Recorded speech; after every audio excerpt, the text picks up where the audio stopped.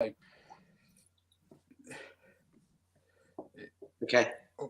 Okay. So we've gone live. We're all here. There we go. Oh, sorry. No. So, technical errors. There we go. Yeah. So, welcome, guys. You've caught me on the hop a little bit. Welcome to our Blether. We'll introduce our guest just in a second. But as I was just saying before we went live, we have a couple of things going on tonight. Always loving our Blethers as well, but we also have a product launch going on just now with our exclusive Little Brown Dog launch, which is an octave sherry cask from a secret Highland distillery.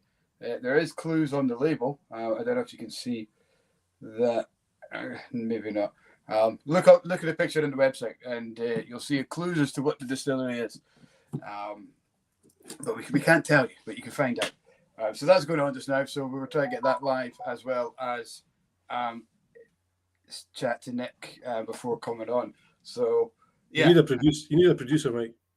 I need a producer. I thought that was your job. Was it? Okay. I've been promoted. So without further ado, well, Russell, I noticed you were drinking a mug there. Are you abstaining? I've got a coffee because I was going to take it easy tonight because we're going to be busy tomorrow. But I have also poured myself a little Ardbeg Corrie Vrecken. Nice. You might think that's a little bit random, but that will become clearer once we get into a bit of conversation with the next. There is method in that madness there. If ever there was a reason to hang around, or maybe his madness actually. Good stuff. Well, let's introduce Nick. So obviously, you see my open bottle. That's what I've cracked open. You've gone for that, then, have you? I've gone for it, yeah. In my glass, so I will be enjoying that.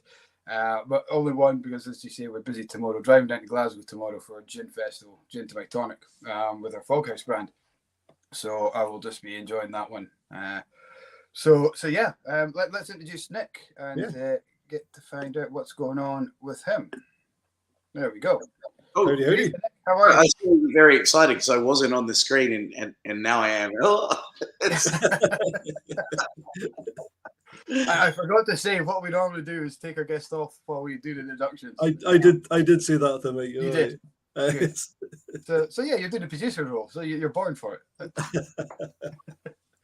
So how's things, Nick? How are you? How's life down in Holyrood?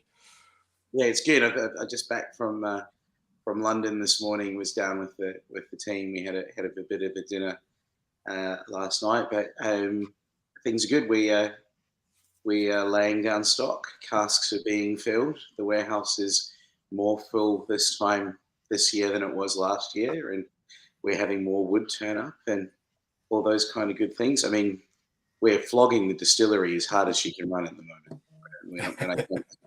I mean, I you know, we're pushing it that hard that the wash still needs to be drilled back down because it's starting to shake loose.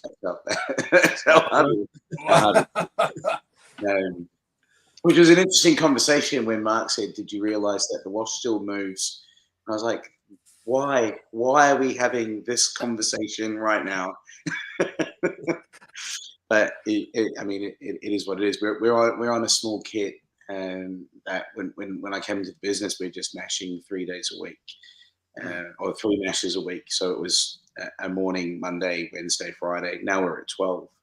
And we're ringing 2 long days on Tuesday and Thursday, and sneaking a third in the back. I mean, you know, being an urban distillery where we've got residents next door means we have to be respectful, but then also as economical with our time as we can. So we're making whiskey. Everyone's happy. So yeah, absolutely. Yeah. It must be where you are. You're surrounded by residential areas, as you say. I take it that must restrict plans for growth where you're situated. It does. We're topping out on production at the moment, and we can't go any higher than where we are right now without a refit of the distillery and adding more stills and adding some more mash.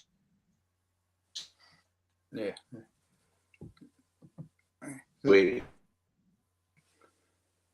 neighbours. So we first shift starts at 7, and we try to be done by 6 o'clock most nights, except on the long nights, and then we don't operate on the weekends, and so we don't have that 24-hour, 7-day-a-week production opportunity. We've got to run it within reasonable hours.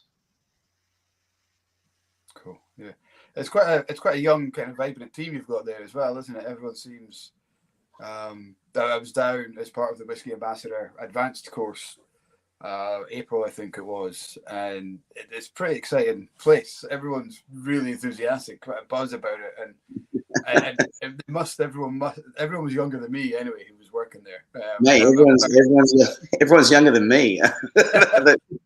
That's a scary thing. We've got a young crew, and we've intentionally, I guess, done that, right? Like Mark Watson, who's leading our program. I mean, Mark gently reminded me he is a decade younger than me. He's 33, but he started his distilling in a much different world than 20 years ago, right? Like his first job was out with Stuart Nickerson out at Shetland Reel, and he came back and did Eden Mill, and then he was in part of the commissioning over at Bonington, and then he very kindly came and joined me when I joined Holyrood not long after. And I think when you've got an operations leader who has grown up outside of that Diageo Pernod Ricard workspace, it's lent itself really nicely to what we're trying to do, which is, we're not trying to do a brew dog and say everything's broken. All right, all we're trying to do is just add a little bit more to that great legacy, which is single malt whiskey. So having a young team with the experienced young leader, they have that buzz and that energy, and I'll go away on holiday and there'll be a new piece of MPD which is turning up. Someone go, "Oh, we did sake while you were away." I'm like, "What the? Okay, that's cool." It was fantastic. We were on the tour. I can't remember the name of the lad who was doing the tour, but as you probably know, especially our German friends, they love figures and they love regime, and they love to know what's going on. And one of the lads there said to the distiller, "So what are your cutoff points for the distiller?" A fairly common question, and he just said, just whatever we feel like on the day. And you're gonna see he's just like, what is that? He couldn't compute that there was no real regime. There was so much experimentation going on that sometimes you want a long cut, sometimes you want something that's really quite tight, and it's that kind of aspect of it, whereas nothing's really consistent at the moment. You're still quite new, and I guess down the line there will be a core consistency. Who knows? Okay. And it feels crazy to say it that way, but we're really embracing the opportunity that we have of not being a heritage distiller, which has a recognized house style, and because our production output is so low and our distillery is so small, it doesn't feel like we're going to end up in a cycle where we need to have 30,000 case sales worth of a 10-year-old to sustain the business.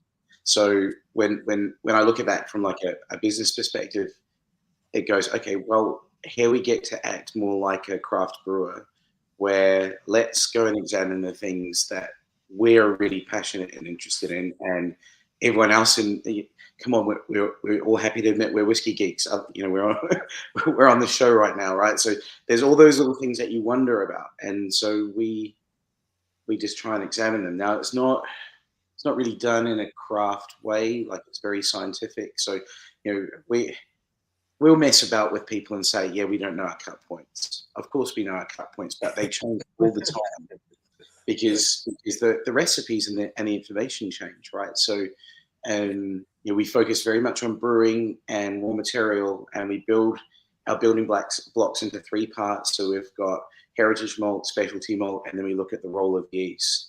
Now, for 2 of those fundamental areas of development in raw material, we have 2 PhD programs. And the first PhD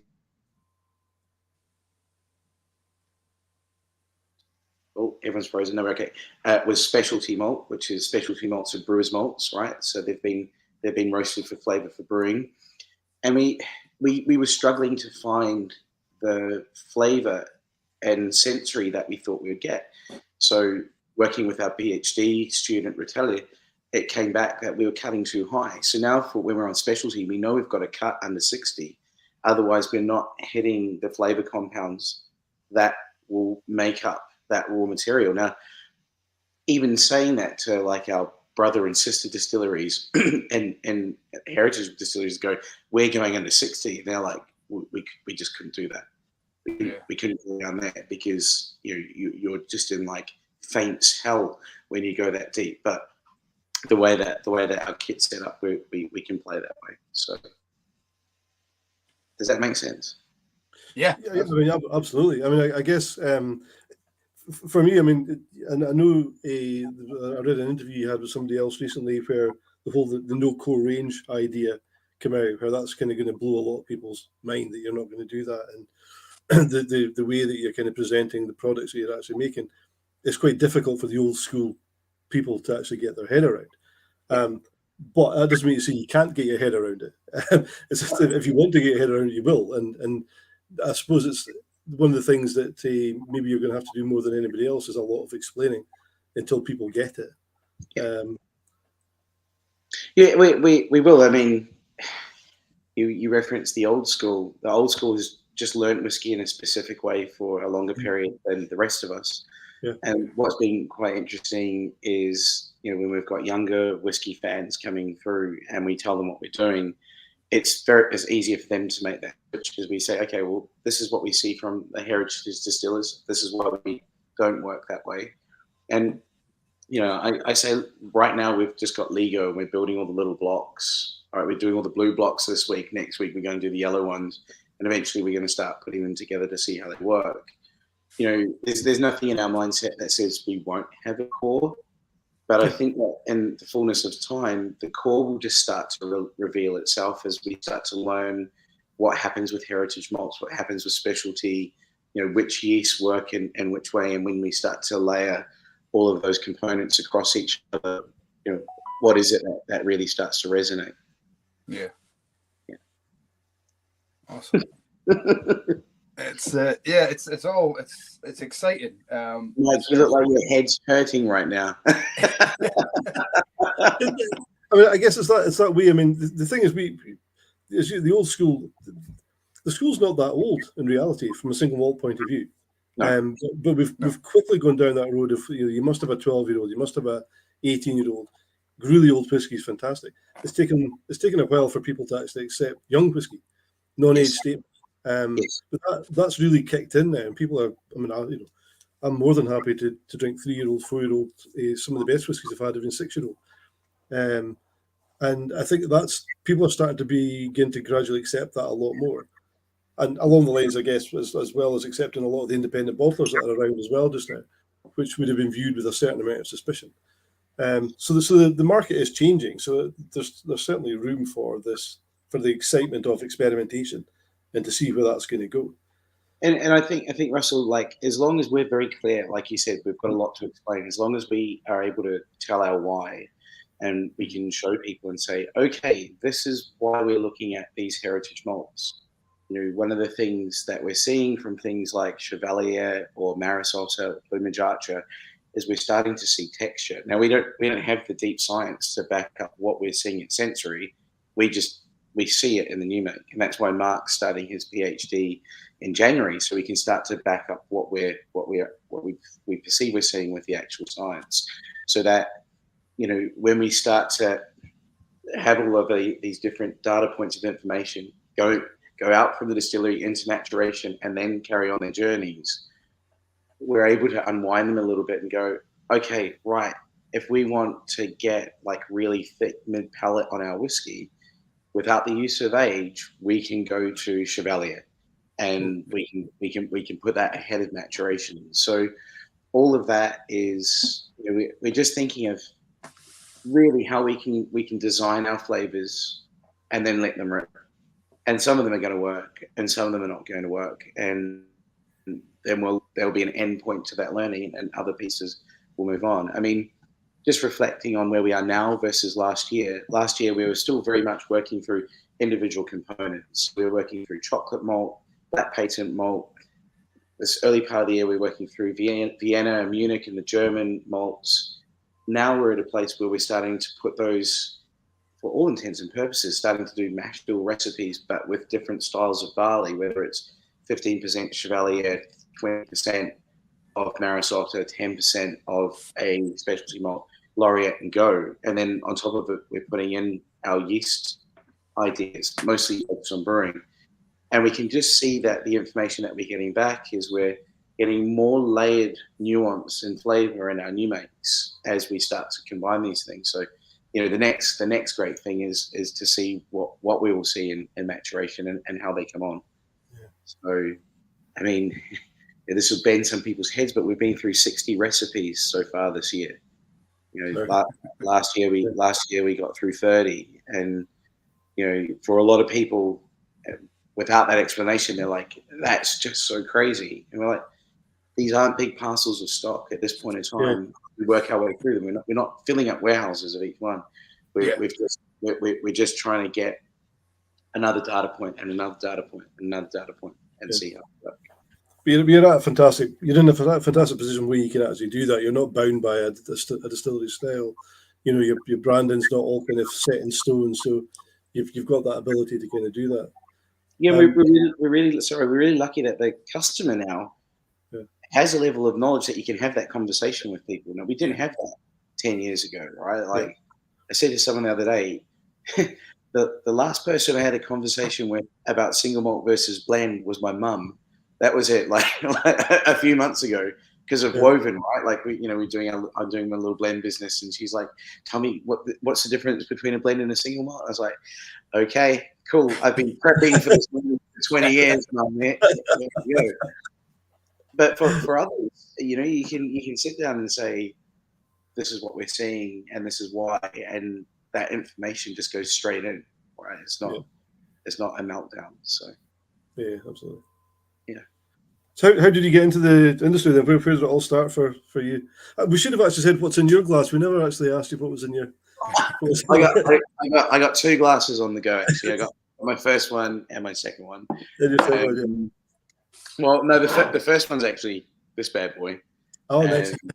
Yeah. So I'm tired off the train, so I thought I'd just get some coffee, hot chocolate, and a bit of our chocolate new make, which is a distillery fan favorite. Like, I'll come in the morning and it's cold, and everyone's got like a slug of this in their hot chocolate in the morning.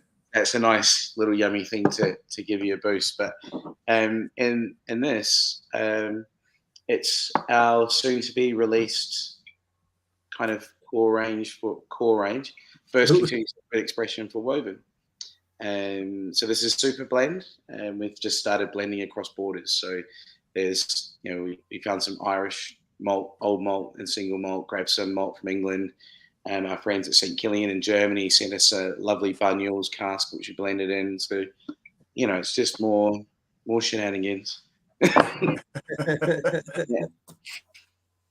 So that's what's in the glass. It sounds good. What kind of feedback are you getting from these? Because the new make, and I've spoken to you through email a few times. It's kind of a hard exploration, as you say. It's great to sit down with yourself and speak more about these kind of things.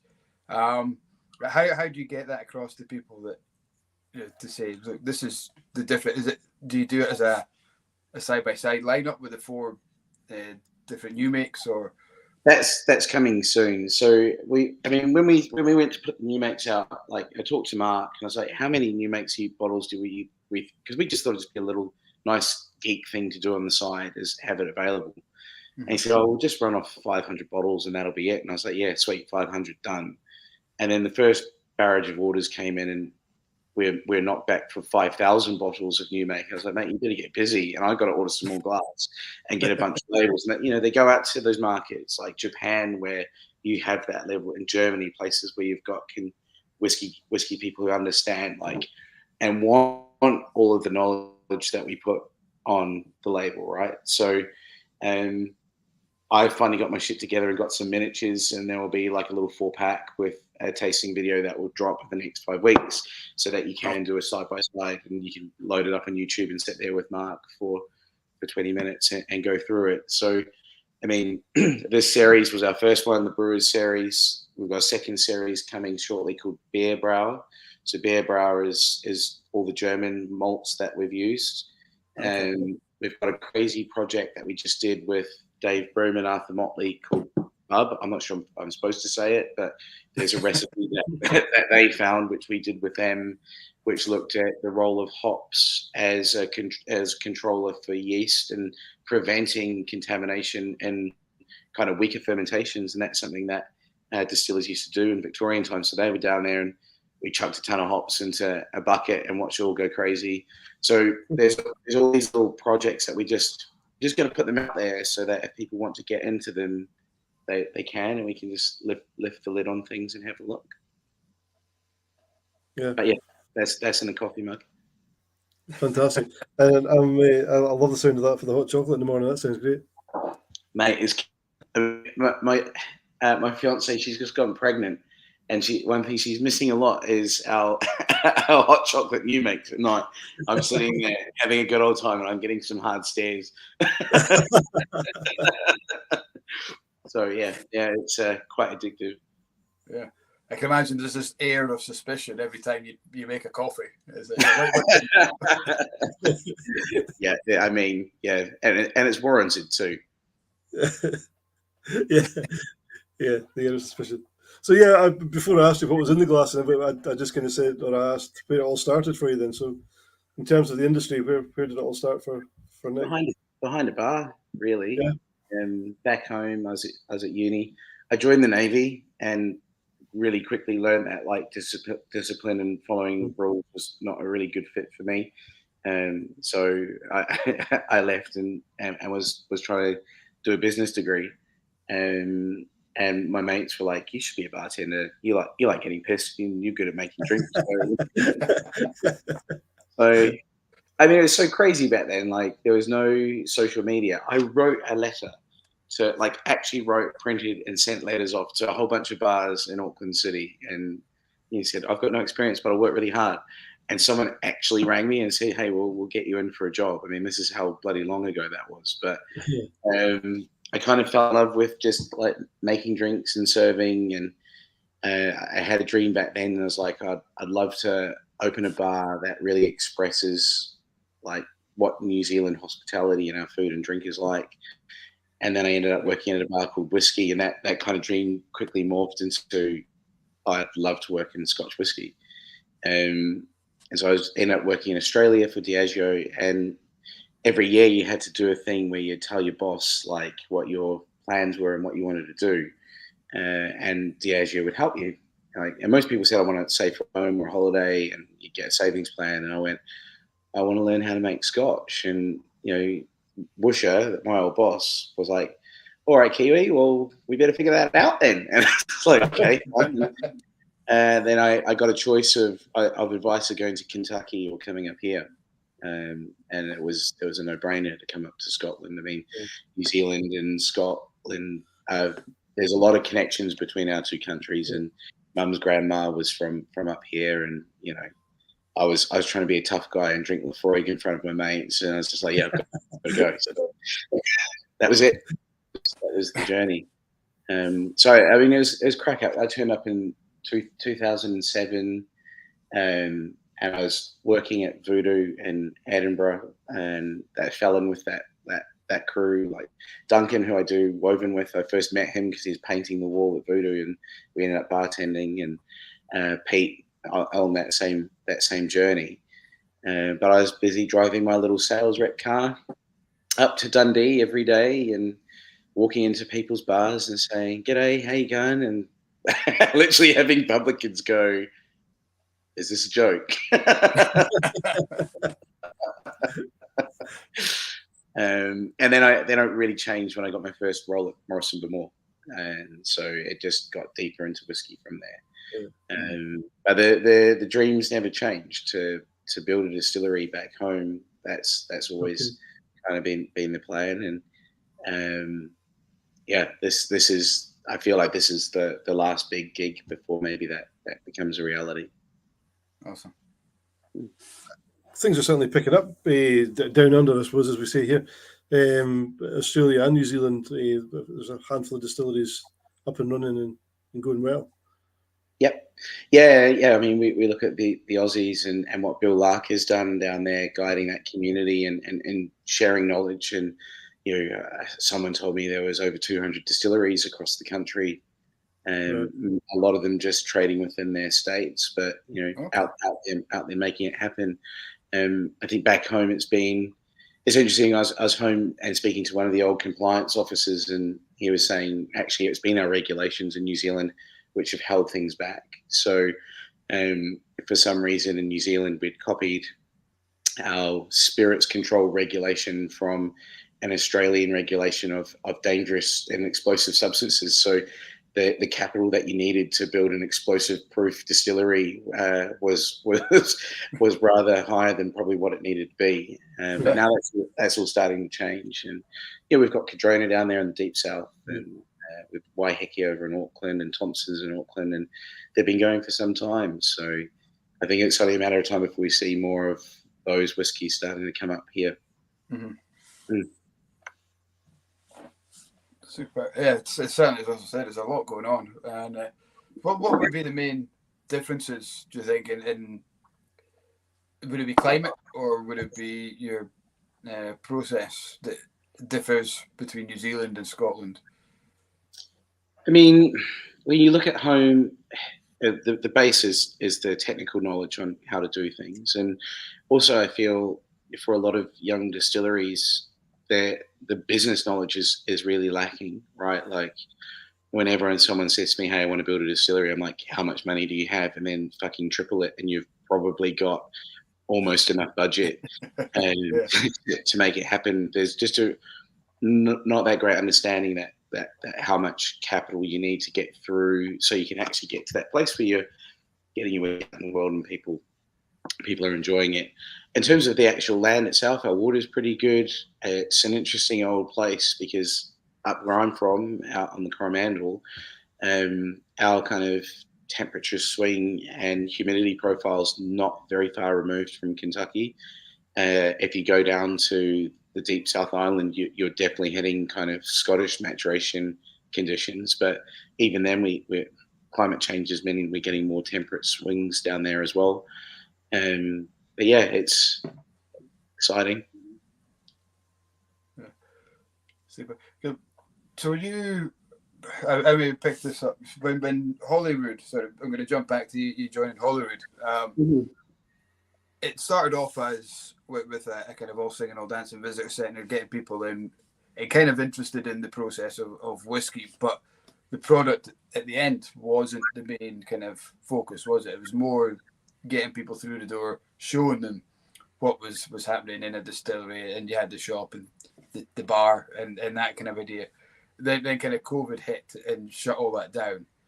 And is that when you were brought in to kind of how do we run this without being able to? Because that was your main revenue kind of up the spout, wasn't it? Yeah, I mean, so Rob Carpenter and Kelly, who founded the business with David Robertson, ex McAllen, and Rob had done a significant amount of planning around tourism. And I mean, without a pandemic, it seems like it's a no-brainer to take a risk with 5.3 million pounds and get yourself a lease and throw a distillery in there. And sure, 80,000 people are going to turn up and spend 25 quid per head. That's a decent chunk of cash. But that didn't happen, and it's still not happening, right? Like we're not back at any kind of normalcy on the tourism front. I was speaking with Ken Greer from Glenturret the other day, and he was saying, are you seeing what I'm seeing? And I was like, well, I don't really know, Ken, because we've never really had people here before, so I've got nothing to compare it to. And he's like, we don't have as many homegrown visitors coming as we used to. Yeah. I was like, well, that makes sense because everyone's going overseas because no one's had holidays for 2 years. Yeah. And then they get stuck because you can't get back. So, but so we're kind of looking. So when that happened, I think the business had nowhere to pivot. Like it didn't have the cash to chuck down stock, and it didn't have the trading relationships to try and pivot the business. So before I came into Holyrood, I was former MD over at Atom Brands, and one of the jobs that I used to do with Toby Cutler was move single malt around the world. You know, Toby would go out and buy it, and I'd have to go sell it in the guise of boutique. And as part of that journey, made some pretty interesting contacts in scary old cask world. You know, you learnt the good people, learnt the people that were probably not the best people to trade with, and that was something I was able to bring into the business. And you know, that just provided us a lifeline, right? Like, and not a very long one, right? The cash that was left in the business when I came in was 2 months. You know, we were able to push it out by another 6 or 7 months by selling off production. But every time we pushed it out a bit more, we're just able to fine tune or change what Holyrood was about. I mean, you're 100% right. There was the brand wasn't clear, and Rob, you know, they got me when I came in for my first interview, because we went out to the warehouse at Kirtliston, and David was like, "Hey, here's our fruity Speyside style, and here's our peated Isla style," and I was just like, "Oh, boys, I'm fucking out, right? like there is no point doing this, honestly." And then it's like, "Here, try this one," and it was chocolate malt and laureate and first fill Oloroso, and I just looked at them and I went, "Fuck me, what is this?" and they just chuckled, and in that one moment I was like, "I'm in. This is the business right here." Yeah. So it became a point of just trying to pull it all apart again and then put it back together with an operational single malt brand led business focus, and then just get the right people into the right places and try and stay alive. And trust that the tourism piece, you know, this is one where I can't remember, I said to someone the other day, they're like, "Okay, I'm gonna," as a bloke who wants to build a distillery down south, and he's like, "You know, I'm focused on raw material USP, and we've got to do something that represents our part of the country, and this, that, and another thing." And there's like I'm going to build a big visitor center. I was like, "Don't fucking do that. Build your distillery." Like, tourists do not care about how fancy your wallpaper is or your carpet or your fitting. They're there to see a distillery. So have your distillery, open it, get them to have a look, and then they can go. Now, it feels really weird to say that, but you save yourself at startups such a massive amount of capital. And you know, not only do we have that invested in the business and had to make it work, it's all the overhead that came with it as well. Sure. But on our experience, we need to have someone in the shop, someone in the bar, someone taking them around, someone cleaning up, someone supervising. That's 5 people. Yeah. So, you know, anyway. Yeah, I mean, I guess the pandemic was a really it was a proper stroke of bad luck, because I guess had things gone the way that the business model started off, at the same time you've got the Johnny Walker experience opening up, and Edinburgh is ordinarily full of tourists. Yes. So it should have actually worked in perfectly. You know, even if you got attraction from people thinking, "Well, we've come and we've seen Johnny Walker now. What else is there? Oh, there's that new place. We'll go and see that as well." So it would had the COVID never struck, it would have been absolutely perfect timing. Yeah, I think so. And I think one of the nice things that Johnny Walker's done is put just another layer of something really interesting and cool to do in Edinburgh, right? Like, for so long that there's just been nothing for whiskey people to do. And even I mean, I know there's Scotch whisky experience, but for that kind of whiskey geek who wants to go and find stuff, that space beyond whiskey experiences, it hasn't been fulfilled. And then even now, we'll still see people who'll be like, "I've been Edinburgh twice for whiskey trips. I didn't even know Holyrood was here. I didn't know there's a distillery here, and I'm glad I found you." And I think for us, we will build that piece of the business back up, and it will give us momentum. But it's always it's all part of the whole now, rather than the purpose, if that makes sense. Yeah. I guess I had to kind of go that way. I mean, I was just having a wee quick read back on Brian Townsend's book, you know, The Scotch Mist.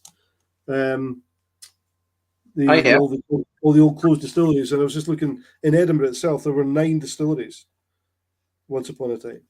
And you think it's incredible to think that you guys are the first ones back in after all that time, almost 100 years. Yeah, it's crazy, right? And then you put the beer lens on it, and you think of all the great breweries that used to be here in the city, like Youngers and Fountain Bridge, and all these. In the 1960s, brewers in the brewer trade, and the combination of the Scottish brews before they became Scottish Newcastle. That was the single largest workforce in the city, and now the city doesn't really have a memory of that. So, we kind of, that's why we kind of act and ally and believe in the beer thing, because we feel it's a true representation of what used to be here. Yeah, it's crazy. Yeah. There is a few more kind of coming up, isn't there? I mean, obviously yourselves and Nick Krabby's are just about there as well, and a couple of others. Krabby's is there, Krabby's was first. They did chain down in Granton, rolled off 40 casks, and they were the first ones to bring single malt production back into Edinburgh. But I'm down in Leith. Like, I literally walk past the back of Boddington. Every time I walk up to work, I get jealous because they've got silos and space, and and then I walk up to Holyrood, and then we've got the boys down at Port of Leith. They're getting through their build. I feel sorry for those poor buggers trying to still build while costs are going absolutely bonkers. But I think they're getting closer and closer. So there'll be a nice little group of distilleries in the city, that people can come to, and I think it's quite cool that we're in different spaces as well, right? Like us over by the park, and Port Leith down by the harbour, and Wellington right back up the back. So yeah, it'll tie in now, because obviously Edinburgh the last few years has been known for quite a good gin vibe as well. You've got kind of 3 of the biggest gin producers in the country kind of sitting there, and then you're kind of younger guys as well. So hopefully that whole spectacle of not just good quality spirits, but kind of, like you say, that variety. From what I kind of gather, Krabby's is going to be a little bit more mainstream, whereas yourselves are going to be a little bit more niche, and do things a little bit quirky. So there is something for everyone. And it always amazed me that how many visitors went to Edinburgh that were looking for a whiskey experience, and they ended up having to jump in a tour bus and going up to kind of Perth or Pitlochry or somewhere else. But they always had Edinburgh in the base. It was like, why are you going to Edinburgh for this trip? Because there's nothing really there. And hopefully now there will be that. Yeah, and I think now, there's also so many people who come through the city where whiskey isn't the thing that they're coming for. They're coming for just to be here. And now that we've got these like little outposts of single malt production in the city now, and Johnny Walker Experience, which is super fun, maybe we're able to just start to bridge the gap with new customers and new people who be like, oh wow, actually that was really interesting and really yummy. Folk who wouldn't normally go up the road up north, or head out over to Glenkinchie or that kind of thing. So, mate, it's crazy. Yeah. The thing I think about sometimes, right? Like, but I mean, people have built distilleries, and we can't even finish Leith Walk. Like, it's fucking bonkers. You'll have your 10-year-old out before that's bloody. Mate, we'll have our 10-year out before the trams are actually running down. Yeah, absolutely. Never-ending story. That you'll have to do a commemorative edition for when it gets complete. Yeah, absolutely. We'll do a blend of. We'll send something halfway down to the boys at Port Leith. They can send something up halfway up. We can blend it at the last hole as it gets filled in. I'll be a 50-year-old by then. 100%. I know. I was going to say we'll never see that. We'll be retired by that time. Mate, I mean, just in general within the industry, I mean, how do you feel? Because there's so many new distilleries sprouting up all over the place, and Isla's a way to get a huge amount more. We've got was it the Port of Addy? It was the one I saw today. How do you feel about the growth of all the new ones that are coming up just now? Yeah, I mean, it's exciting personally. Like seeing new distilleries come up. Do I think everyone's going to survive? No. And Is that probably right? Yes. Is that the way industry's always been? Yeah, it has.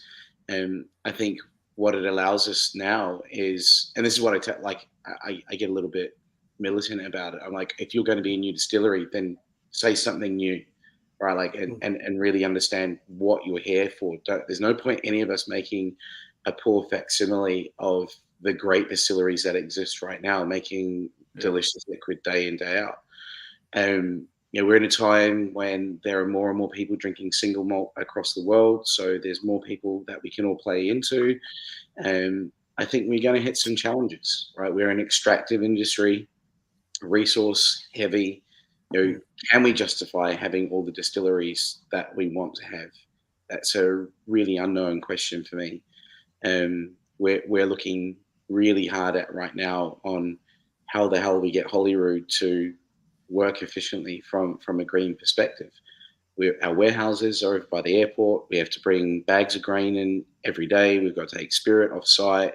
Like, the inefficiencies are crazy. And then you just sit there and go, gee, I've got to make this distillery last at least 200 years, right? Like, that's what our forecast, that's what they built.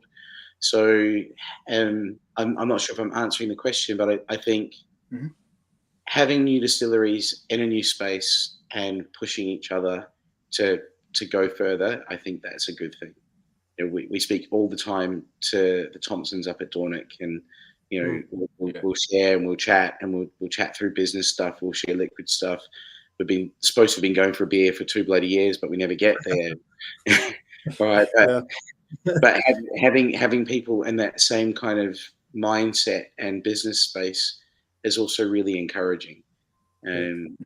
So there's stuff that I'm working on at the moment, ideas where we could hopefully get a little bit tighter with each other, and more collaborative, and more sharing of knowledge, and maybe more sharing of resources. I think that would be a really interesting thing for us all to start working on. If you look at the lowlands, and this is something which I was writing a piece a few weeks ago, and when I was at Morrison Bemore back in 2007, people be like, lowland whiskey category, and I'm like, what's that? Like, it's not a thing.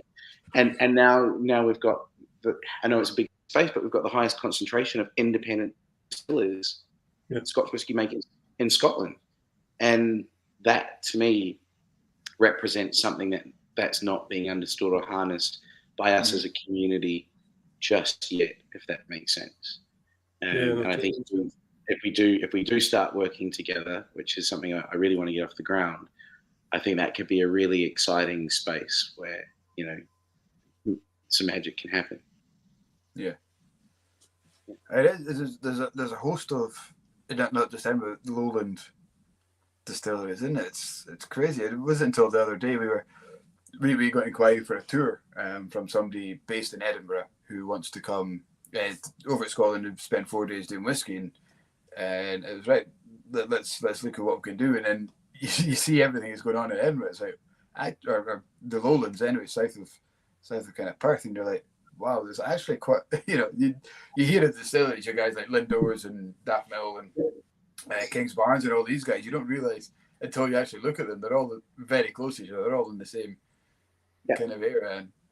I just think it's something that it's probably fallen out of our thinking, this whole like regions thing. I know we say it, but we don't breathe it, right? But then when you see all this little group that's just come together haphazardly by different people, I just can't help thinking like there's an opportunity there to really grow another part of the industry, right? Like we don't have to compete with our heritage malts, because they're doing a great job doing what they're doing. We can step into a space beyond altogether, if we help each other and go, right, okay, us doing a fruity Speyside, no, not good enough. Like, what does it really mean to be an independent distiller in Scotland? That's a pretty high bar when you think of it that way. Yeah. Which is different than New World, right? With New World, when I go back home and it's like, we're making whiskey and everyone's happy because there's stuff coming in still, buildings burning down. It's like, and that's happening everywhere. It's just like, woo, we're making it. It's here. Whereas it's like, for us, it's like, okay, everyone's made it for a long time. How good do we have to be to go to that next level? Which I think is really exciting challenge. Mm. Absolutely, yeah. I'm sounding like a crazy person. Sorry, guys. No. We like crazy. That's exactly what we need in the industry. we were just saying fairly recently. We've had a couple of chats with some of the older stagers. I don't think any of them would thank me for saying they were old. But some of the people have been in the industry a long time, and there you've got Dave Stewart just handing over the reins of Balvenie to Kelsey. Kelsey, yeah. Kelsey, yes. I forgot. There's one of these names I keep on getting confused with. There was somebody in my old job that did the same. Anyway, mind block. But you've got your Billy Walkers, you've got your Jim McEwens, all these guys, all the older characters, coming, I guess, towards the end of their careers. Yeah. Who are the kind of new ones going to come in that are going to be? So we need crazy. we need characters in the industry to kind of keep that going. The worst thing we could do would be to have a whole lot of new distilleries and everybody to be completely bland. I agree. But it is also like, okay, so I'm Kiwi, but I'm also Maori, and we have a word back home which is called taonga, and taonga translated English means treasure, but it's treasure in the sense of like a gift. And if you think of the Dave Stewarts and the Jim McEwens and the Eddie McCaffers and the stewardship that they've guided distilleries through, and I mean, I think about their careers. Like I remember Eddie and I going out to Stockholm for work, and I've been to Ireland. I thought it was cool because it reminds me of home. There's lots of sheep, made me really happy. We're out, we're out in Stockholm on one of his first big work trips, and I was just asking him about his life, about how he started, and when he started, the men that he worked under spoke Gaelic. They didn't really speak English, and the amount of change that has happened in his lifetime, both from, the liquid he was making. Right? I was in Oslo and Bergen, and an old like Norwegian fisher bloke came into the tasting. He's like, "I've got this bottle of Bamore 12. How much is it worth?" And it was the old brown dumpy bottle, right? And I'm like, holy shit. And I was like, "Oh mate, it's half empty." He's like, "Yeah, I drank it." I was like, "Well, it's not going to be worth much now, but I'll trade you. I'll give you a bottle of more 18, and I'll take that half bottle because that was really yummy." And then I tasted the liquid, and the liquid had like all these pieces that I'd seen in black Bamore and white Bamore, but they were just there in the normal. Then I took it back to Eddie, and he smiled because he was like, "Oh, check out that old girl." And I was like, "Okay, well, tell me about it." And he's like, "Well, back then we didn't have single malt in the way that we have now, so everything was using great age, and we had lots of stocks that we played with."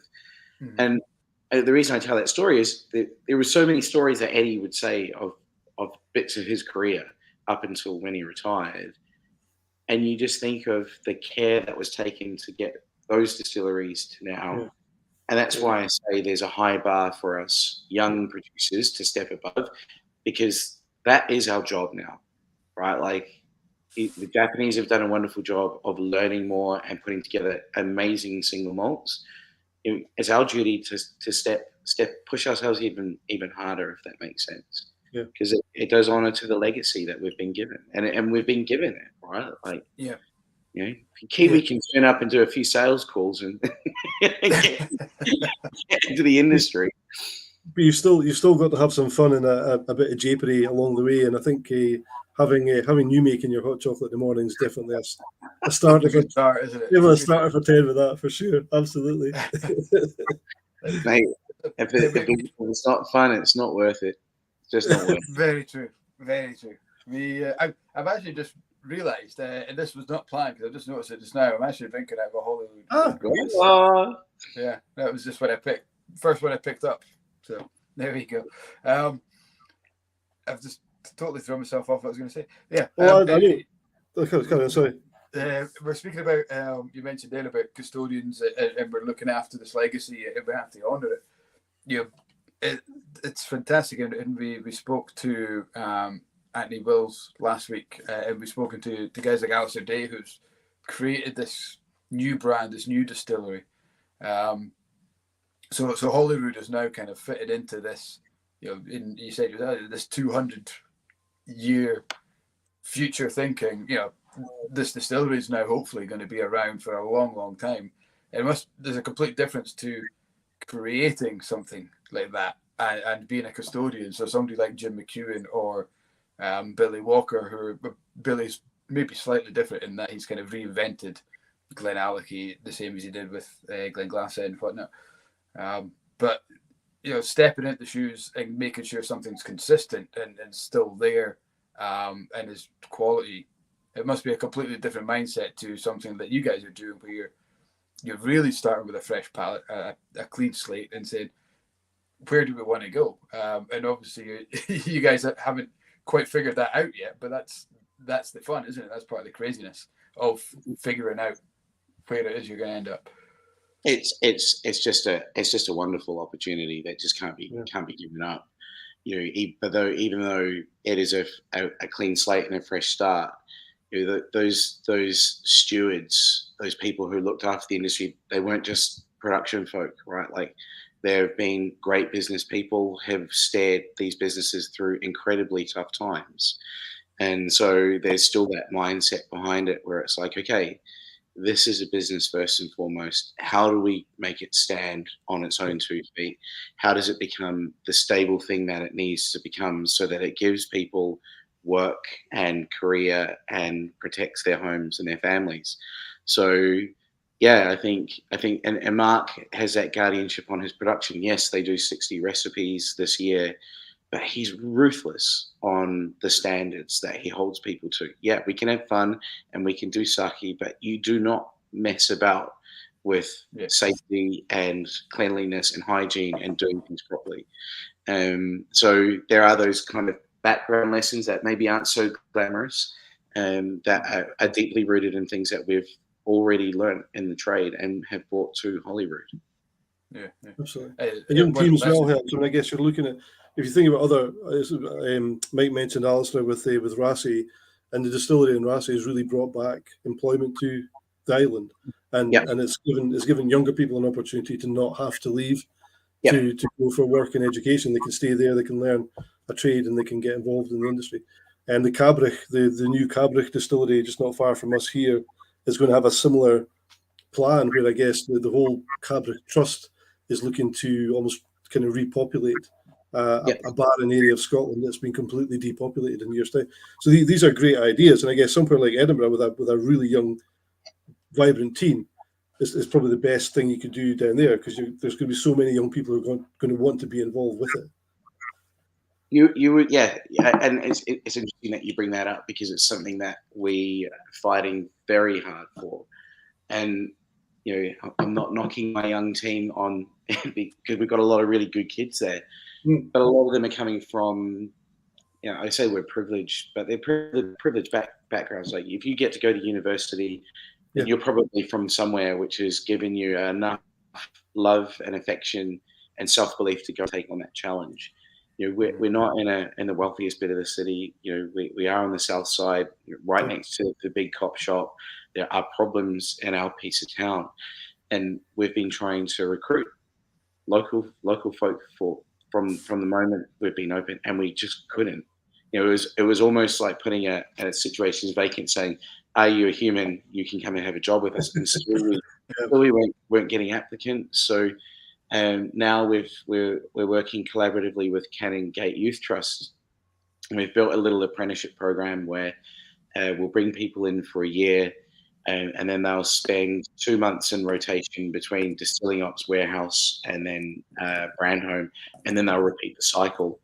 And what we're trying to get out of it is that hopefully that young person we get in, one, has fun, enjoys work, sees it as a thing that they've got the self-belief that they can turn up and be appreciated, and two, they might get a little bit of confidence to go, hey, I actually want to go and work in retail on Princess Street or whatever. You just give them something where they can back themselves. So and back to what you're saying about these small businesses, the small distilleries which are popping up everywhere, they're not big, right? Like they're very low production, and as long as everyone can stare like that initial investment to a place where that's paid off, hopefully we've got a whole bunch of independent distilleries which do become that lifeblood of the community again.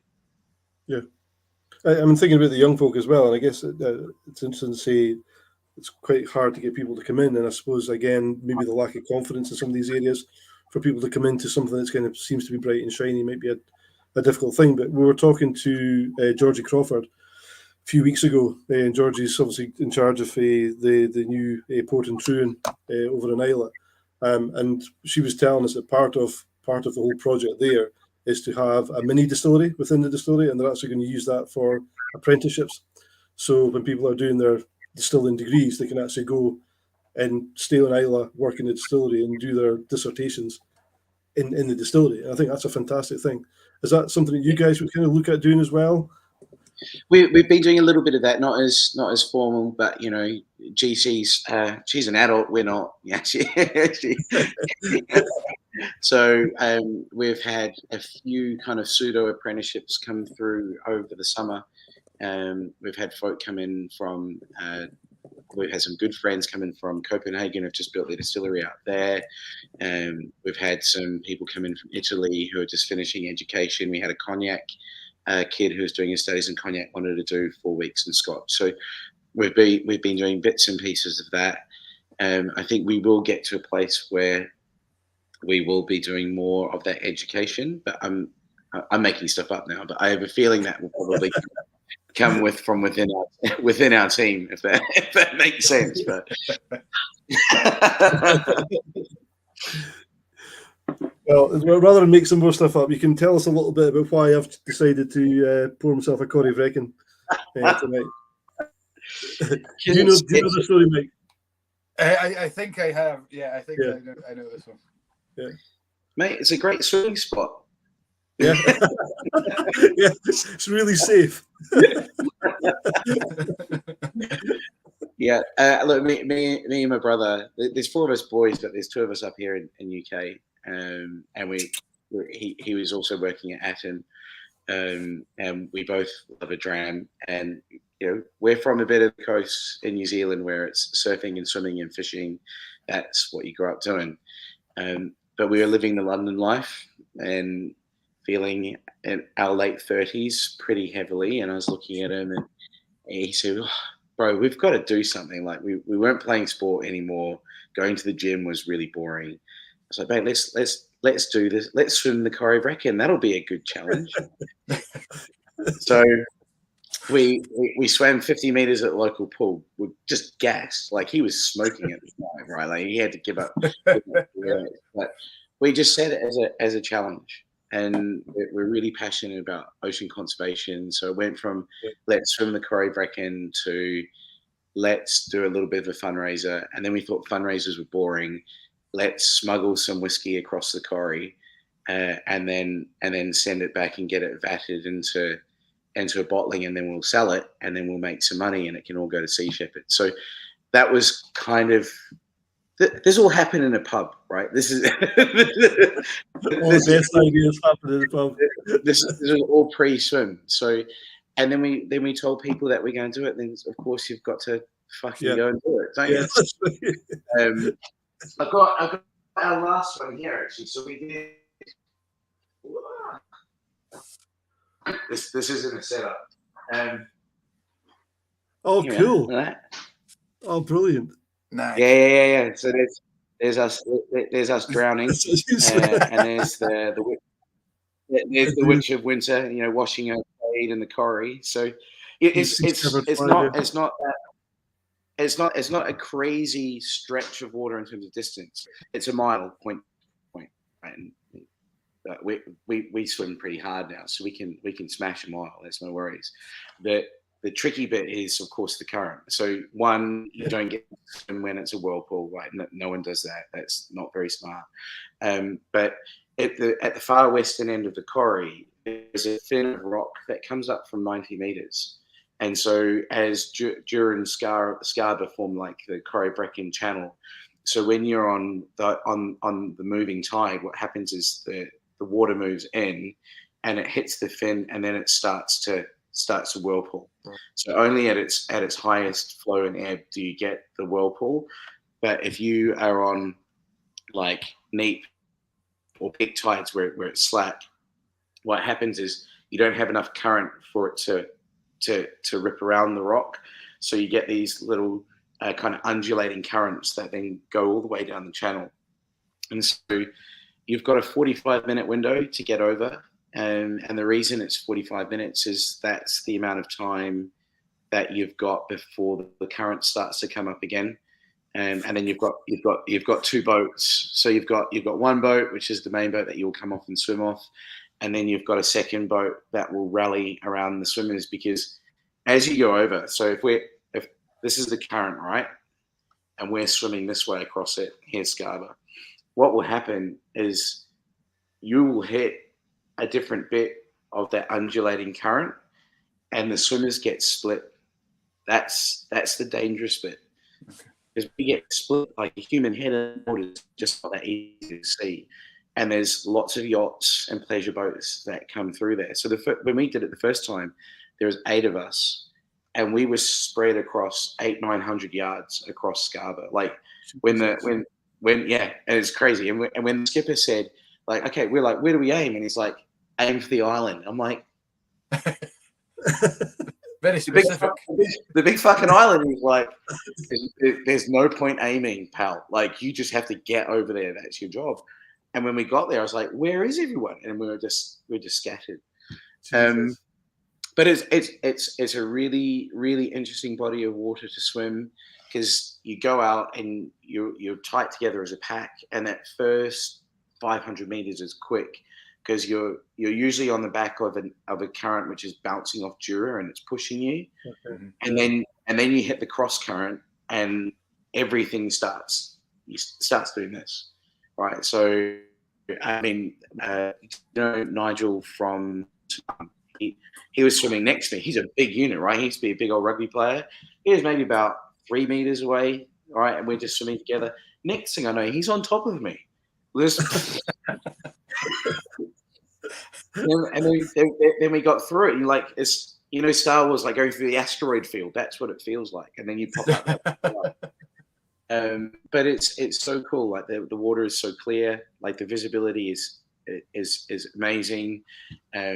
When you go over, you always see like a carpet of jellyfish which are being held down by the current, being escalated through the bottom of the corridor, like something off Nemo, right? Just like there was like some porpoises which were swam through with us, and you have to do like a little bit of a warm-up swim, and the seals always come out and say g'day. And for us as New Zealanders, like you see a seal in the water, and that is like, get the fuck out right now. The seal's there to lure something else away from what would usually be saying hello to the seal. So it's really cool. I think it sounds terrifying, but with a bit of training, and if you can swim 3K in a pool, you should be able, if you can do that in an hour, you'll be able to get across the Corrie Bracken. I think the hardest bit is your mindset, because it does get quite anxiety inducing. When it's freezing cold for starters, like it's so bloody cold. And then the currents are just messing with you all the way across, and then you lose everyone, and you're like, oh, I'm alone, I'm gonna die. And that's it. I mean, we did another one last year. This one's from our channel swim. Okay. The English channel. Yeah, so we did the channel with Bimba as part of a relay team, but I mean, there's none of these left, but they all disappeared. But we've got a great partner. All you've got to watch out for in the channel swim is all the boats full of refugees, isn't it? That's kind of... Mate, 100%. Like we were swimming, and we were with like a folks in fishing boat, and they're like, they go the refugees, and you're literally like, holy shit. And then another boat and another boat, and you're looking at them, you're like, you shouldn't be out this far, right? Like, it's a thing, but scary thing.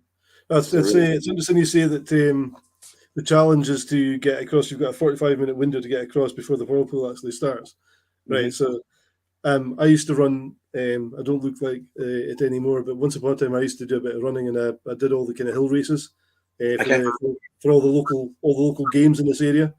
Yep. The one in Aboyne was 8 miles. So I mean that was a kind of reasonable runner, but that was a kind of roundabout because it's a hill race, just under an hour. But it started at 4, and the pipe band, the mass pipe band start at 5 o'clock. And the challenge is always to get back into the arena and round the track before the pipe band actually start up. So I kind of got in just as the pipe band was starting, so I was running as they're coming behind me, and I'm thinking, I thought that was scary. I'm thinking, a bloody whirlpool's maybe. You just got to get into the mindset, Russell, that they're playing for you. I've just got to avoid somebody with the bagpipes. Not a bloody whirlpool. The ocean's a funny thing, right? Like the hardest swim we've done the last couple of years was we swam Brooklady to Bamore, and because both Alex and I were like, piece of piss, right? That's a straight line, and it looks fairly straightforward, isn't it? Yeah, it looks pretty straight. You'd be minimising that, Mike. You couldn't do it, neither could I. Hey, I swam for Scotland, have you know. I'm in a pool in warm water, nice chlorinated water with a shower afterwards. But I've swam at national level. I'll tell you that. I mean, we went into it and we're like, straight line, can see where we're going this whole time, no current to speak of, not too much wind, cool. And then we took off, and the fog came in, and we couldn't see anything, and we couldn't see each other. And then he took a right turn and started swimming out of Lockendale and didn't even know he was going out of Lockendale to the Atlantic. Yeah. Alex always beats me in the swims, right? He's a proper athlete. Like, he's one of those annoying siblings who any athletic endeavor just automatically looks at it and does it heaps better than anyone else you've ever met. That's my little brother. So, we never race. There's a race for about 2 minutes before I'm getting fouled. But I know how to navigate. So I lost the mist, the Bamore and the mist. So I was just doing, looking back at Brooklady, it's like, right, as long as it's on my right shoulder and I keep it there, I'm going to be going in the same. And then I saw him swim off, and I was like, and then the boat disappeared, and then the boat came back, and he had this angry little face. But that was. I love how your thought wasn't, oh, my brother's going off to see you. You're like, I'm going to beat him. Yes.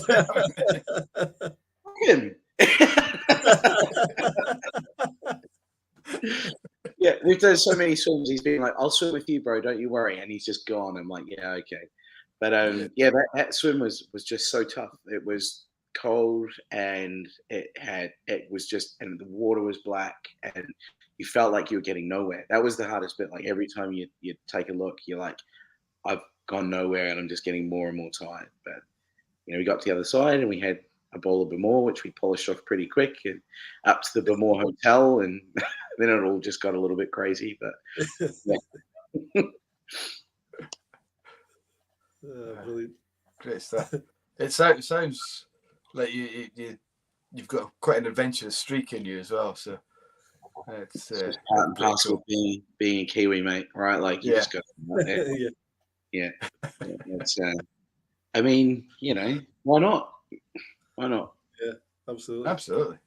Yeah. That's where the similarities between Scotland and New Zealand stop, because we don't have that. We don't have that adventurous streak. Well, some of them do, but they don't tend to live very long. So you don't hear about them. That's why we have mountain rescue teams to go and collect the daft buggers who go off and climb. That you do. Yeah, you do have that. Well, I mean, we would be so bad in the mountains. We would be getting rescued in no time. Just leave us at sea level where we feel comfortable. Yeah, I mean, you've got some pretty outstanding mountains over in New Zealand as well, though, don't you? Yeah, we do. Sure, yeah. Yeah, but both we got the Southern Alps, and then in the middle of the North Island where we're from, there's like the volcanic plateau, and out Coromandel where we are, it's actually pretty cool. There's a lot of hills and ridges and mountains that you can just go out there on when I was back home last year, we'd get up at 7 in the morning and go out on a 10, 15K walkabout and then come back in for brekkie. It's a wonderful part of the world to come from. Lord of the Rings was filmed in New Zealand, wasn't it? Yeah. The Lord of the Rings films. Yeah. We're famous for having Hobbiton not very far from us. I was meant to be visiting Hobbiton on my honeymoon. We were planning to get married in April 2020, and we were going to be 3 weeks in New Zealand, hire a camper van and head off. And Hobbiton was part of the itinerary, but obviously that went to shit, and we ended up as a substitute. We had 3 days in Lossiemouth, which was not quite the same. Lossiemouth, the sun. It was hot. It was great. We were on the beach. Yeah, it wasn't quite the same. Lossiemouth's the Murray Riviera. What are you talking about? Yeah, I mean, we could have been the south of France, I suppose, given the weather and the food and all that. But yeah, so it is on our bucket list to get over to New Zealand. Well, I mean, when are you going to go back? Did you lose your flights, or did you just not plan? We cancelled everything. Every time we postponed it, it cost us money. So we thought, let's just cancel the whole thing and get kind of a fee for it back. So we haven't planned it. My wife Tony has got family in Australia, so we're hopefully going to go over there, spend some time with them, and then we'll island hop to New Zealand. But we don't know. We've got a kid coming in March, so God knows what's going to happen after that arrives. Congratulations! Is that the first one? Yeah. Our first one. She's coming in February. Oh, brilliant! Oh, congratulations to you too. Yeah, we're very excited to make a little Scottish girl. It's going to be pretty cool. Excellent. Yeah, a girl. Did you say? Yeah, a little girl. Yeah. Well, we've got a boy coming, so we might hook them up in 15 years or so, and they can go off and start a new distillery somewhere together. It's like Game of Thrones here. Look, Mike, I'm sorry, I'm not letting your little boy anywhere near my daughter in 15 years.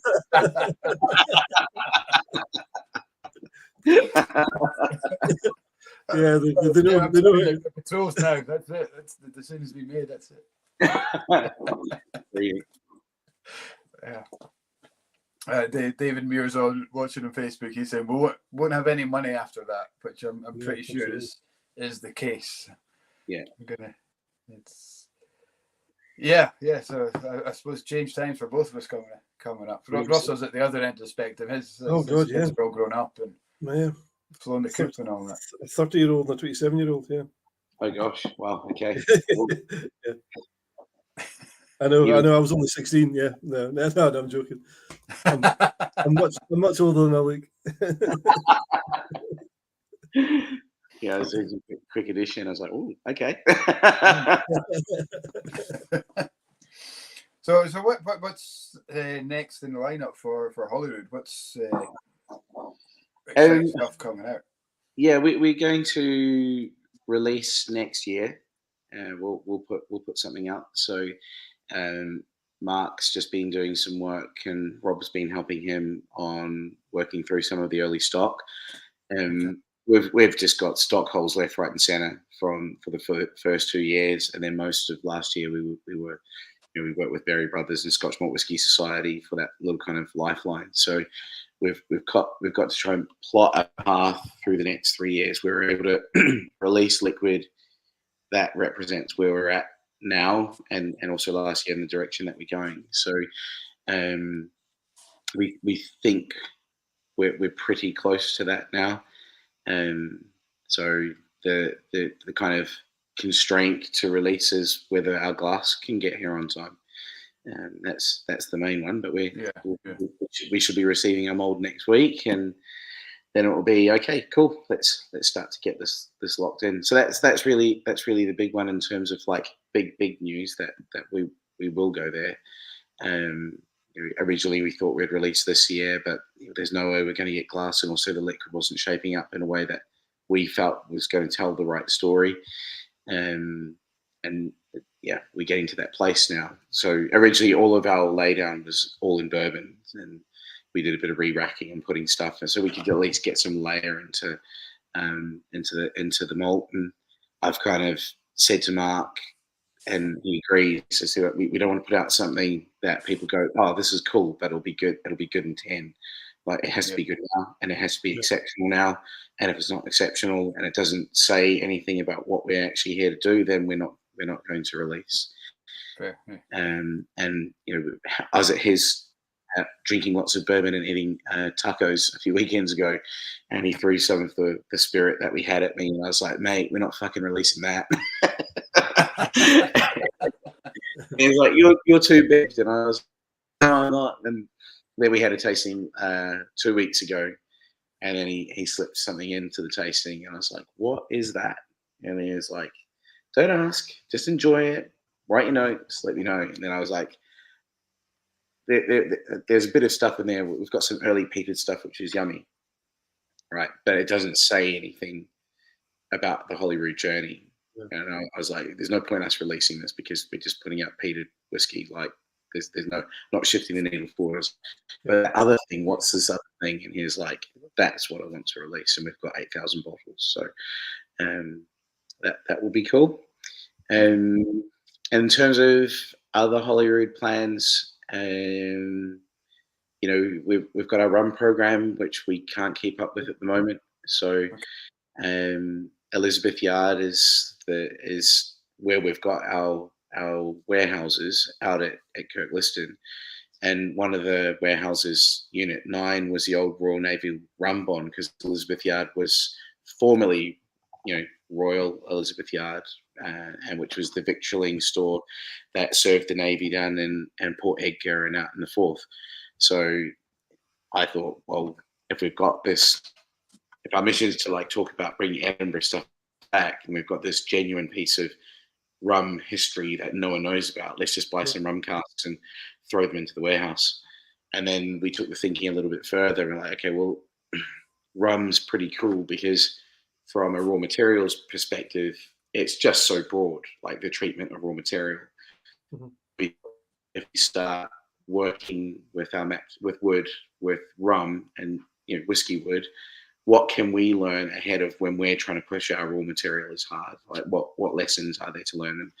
And that we're through our second release now. Everything just goes on allocation before we even get out the door, and we'll just keep doing more of that. And we're actually getting very influenced by rum and rum maker ideas and their approaches to how they make spirit. I mean, there's some cool stuff which Jamaican rum producers. The process of esterification by adding acid into wash and then seeing that become a thing. Now, we can't do that. We're not allowed to, but it does make us try and question how far we can push the raw materials that we use within the limits of what Scotch Whisky Association deems as acceptable. So there's a lot of kind of creative inspiration coming from rum. So, and also, we've now got a nasty little aged rum habit, which just won't die. It's a good habit to have. Oh, mate, geez, yeah, it's really, really cool. But yeah, we will just keep pushing. That's what you'll see from us. There's a whole lot of work on yeast stuff that we want to do. We've mostly been staying in our lanes and working on a lot of different brewers' yeasts and seeing how they play. And a lot of our single malt production now is co-pitched brewers and distillers, and we're learning what works well and which times of year. And we had a lot of success. Our friends over at Fedi in Norway, there's a little distillery on the west coast. They work with a yeast called Fike, which the crew down at Port of Leith use it, and Vicky from Port of Leith is now over at Fedi's in Norway, and as a yeast specialist being over there. Fike is a farmhouse yeast. So when you look at Norway, interestingly enough, on the west coast, Norway's a dark market like the rest of the Nordics, and the government took control of production over 100 years ago. I think it's 1922 when all independent production was nationalised. And the farmers in the West Coast just took their production underground. They just did it themselves and kept it hidden. And because there's no technology, the yeast strains that they developed over time just became these crazy monsters. Like you pitch Kvike at 33 degrees. Like, I mean, that's crazy, and it tops out at 43. But the byproduct of such a high temperature fermenting yeast is this wonderful creation of orange on the front palate and on the nose, which brightens up every single new make that we have. So, you know, we're quite interested in understanding what other kind of heritage brewery yeasts are out there. You know, hef yeast, which we just got into in the last couple of months, that is so ester heavy. It's just not fair. Like you put your nose in it, you just go, well, what have we been doing all this time? Where the fuck have you been? You know, Hef's just been making wheat beer in Germany. You're like, why did we not have this before? So there's a lot around about the new things we can play with. Fantastic. Yeah, and kind of everyone as a new distillery, you look at you think of gin, don't you? But it's incredible how much other stuff you've got going on there. It's brilliant. And it must give you as a creative mind, and just by speaking to you, you can tell that you kind of jump around a little bit with your ideas and what you're thinking of. And I'm a little bit like that myself. That's why I get guys like Russell and Annette in the team to say, no, like, do this and do it properly. Let's finish this first. There's a thread to everything, right? Like, I hate the word innovation because it's not what we do. We're trying to figure out our path. And our true mission is to build a single malt distillery that's worthy of the city. Edinburgh's really, really interesting city. You know, old town, new town, and home of enlightenment. And one of the worst insults, and I never heard it before until I moved here, was when someone would say they've got shit chat. I'm like, what? Their conversation was rubbish. That's how we judge people. You're like, oh, actually, there's something quite interesting in that Scottish mindset, right? Like, and so when we're doing these things, like some people will think, oh, you're doing lots of crazy stuff. It's actually we're just trying to learn lots of different things in lots of different spaces. Talking about rum, what rum has shown us, we've got Luca Gagano in the business now as one of our investors, and Luca's best known for his work in rum world. He rediscovered Coroni, and he's just done wonderful things of shining a spotlight on what quality can mean in rum space. I was over with him in Genoa earlier in the year, talking to him about Holyrood and what we're trying to do. And he said to me, try this. It's yummy. It says rum. And I said, what's this? And he's like, it's my rum and it tastes like my rum. I was like, okay, I know you're trying to tell me something, but I don't understand. What am I missing? And he's like, I have used my own rum casks. And I'm like, still not getting it. And he's like, I took new wood, I dosed it with my own rum, then I ripped that rum out, and then I put my rum in and matured it. And then the penny dropped, and I was like, holy shit. So he's like, I don't want bourbon, I don't want sherry, I didn't want my rum to taste like all these other things. But I wanted it to on its own, but not just be new. And my brain's like, this is where I'm telling you, like, how inspired we get with these other spaces, because when last time someone did that, like in single malt, like, let's get rid of bourbon and sherry. That's not a conversation. And when I brought that thinking home to Mark, I was like, with the work that we're doing on grill, could we spec new make that we drop into new wood that we then take up and then put a different new make in afterwards, because that wood's been dosed ready to accept it. Right now, we haven't done that yet. We're trying to figure out how to do it. But it just looking adjacent to where we are, there is lots of little lessons for us to learn as these people who are trying to exist in the space beyond. And rum's just really informed us or shown us lots of different ways to think about things. I love rum, and I think as a spirit, as an industry, it's quite close to, or certainly in production wise, it's quite close to whiskey. Certainly, for me, it's a great introduction to whiskey. You know, people like rum, we can get them onto whiskey. Right. Gin has kind of been the big thing for the last 10, 15 years. It's quite hard, or it's more of a journey getting people from gin into whiskey than rum into whiskey. When you start speaking to people like rum, you think, well, oak casks, American oak casks, the copper stills for a lot of these kind of, certainly Caribbean kind of countries, and that we can kind of relate Dunder to our kind of Campbellton funk and all that. There's a lot of kind of crossover. So you say, well, rum can be kind of a sweeter version of whiskey, but the core is the same. Let's try something like a rum cask finish whiskey, and people kind of get that, and it's an easier conversation to have than like a white spirit, to say let's get from white spirit to into whiskey, and it's great to see that you're kind of you're trying to cross that bridge as well. You're getting rum in there into people's glasses, and hopefully that bears fruit. You know, rum. We've said for the last, I've been in hospitality 18, 19 years, and we've always said rum's going to be the next big thing. I think it got so boring. It got so boring, didn't it? Like I'm about the same. Like, rum's coming. Like that was like 10 years ago. Winter's coming. But finally, you know, I think unless kind of tequila or something does a big swoop and blows a shit out of rum over the next kind of year or so, I think now is the time. But my biggest issue with rum at the moment, yes, it's creating an industry and people are kind of getting into it, but it seems to be very much the spiced rums that are coming through. And a lot of them are playing on that gin industry. We're not spiced rum anymore, we're botanical rum. Yeah. Oh, wow. That to me is Spiced kind of... botanicals, yeah. You're going to tell me now you've got botanical rum out, don't you? No fucking way. we ripped all of our botanicals out of the gin. That's right. I get why they're doing it, and I had a conversation with a rum producer, and I said, "Why are you calling it botanical?"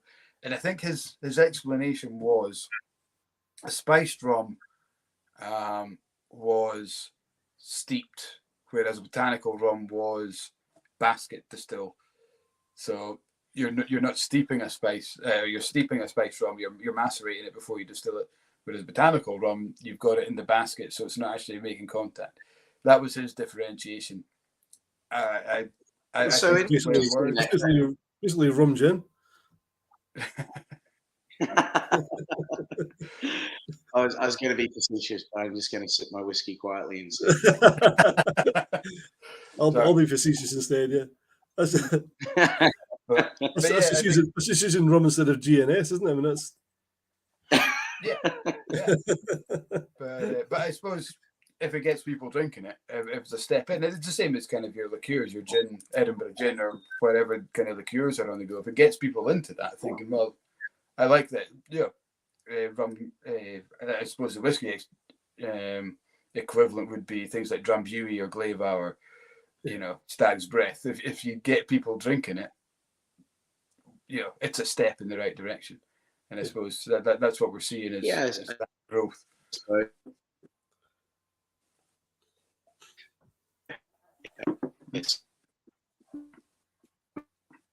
Sorry, Nick, we've lost you a little bit.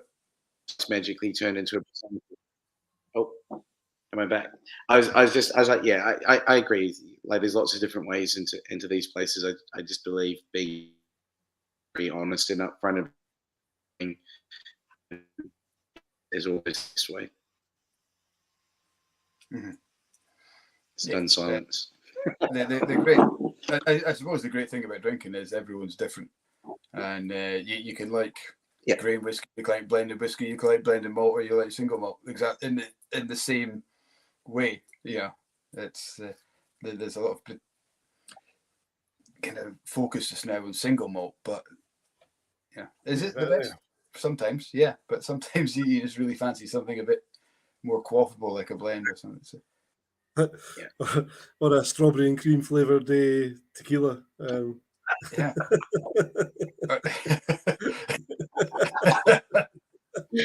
Actually, coming next is. We had it was great. So, do you know the guys from Little Brown Dog, Andrew and Chris? I don't know them personally. They've got their own their gin, and Andrew had a conversation. One of the Blether, I think it was our first Blether, and Andrew was talking about pink gin, and he's got an abhorrence towards it. He just doesn't like it at all. Oh, God, yeah. So we had a bit of a laugh, and we always joke when a new pink gin comes in, we send him a photo saying, "Do you want to try this?" And but their April Fool, I can't remember if it was this year or last year. Their April Fool Last year, yeah. Pink gin, Little Brown Dog, and the last video shot was this gin, all glittery and pink, just exploding. Like, basically, fuck that. We're not doing that. Over our dead bodies. That was great. Oh, wow. You can always send me a bowl of tequila rosé anytime you want. It's good in ice cream. It's nice. It's nice over ice cream. Yeah, that stuff.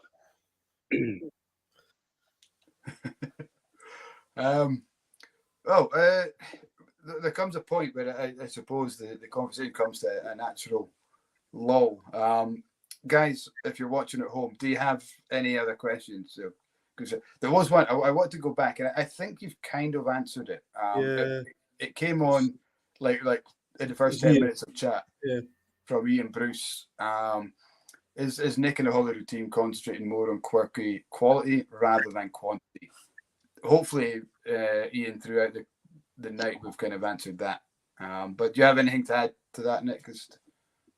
Yeah, I mean, I think there's nothing quirky that we're doing. Everything has a plan. And when we're working through, and that's why we try and explain it as building our building blocks. So when you hear me say raw material is two things: heritage and then yeast, and then above that level is our treatment of those things. So, we will look at different cut points when we're looking at how we work with our specialty malts, and we look at that with our heritage malts as well, so that we can see where flavor comes in or where texture comes in, and all of that data is recorded. And then what we are now doing is we're taking that information and starting to combine at a recipe level and then retesting. So what some people say is innovation, I think, is us learning the full potential for how far these ingredients can go, and what we can get out of them, so that when we get to the ultimate place where this all seems to be working towards is the combinations and the recipe creation, that we know the limits and the push points of we know now for specialty malt, you really can't push further than 12% of your entire recipe being one specialty malt before it doesn't add any more flavor, and it just goes into a yield death spiral. So that's the limit that we've worked to. Equally, we know that if we want to get the full impact of that flavor, we've got to, we're starting to cut some recipes down to 55. So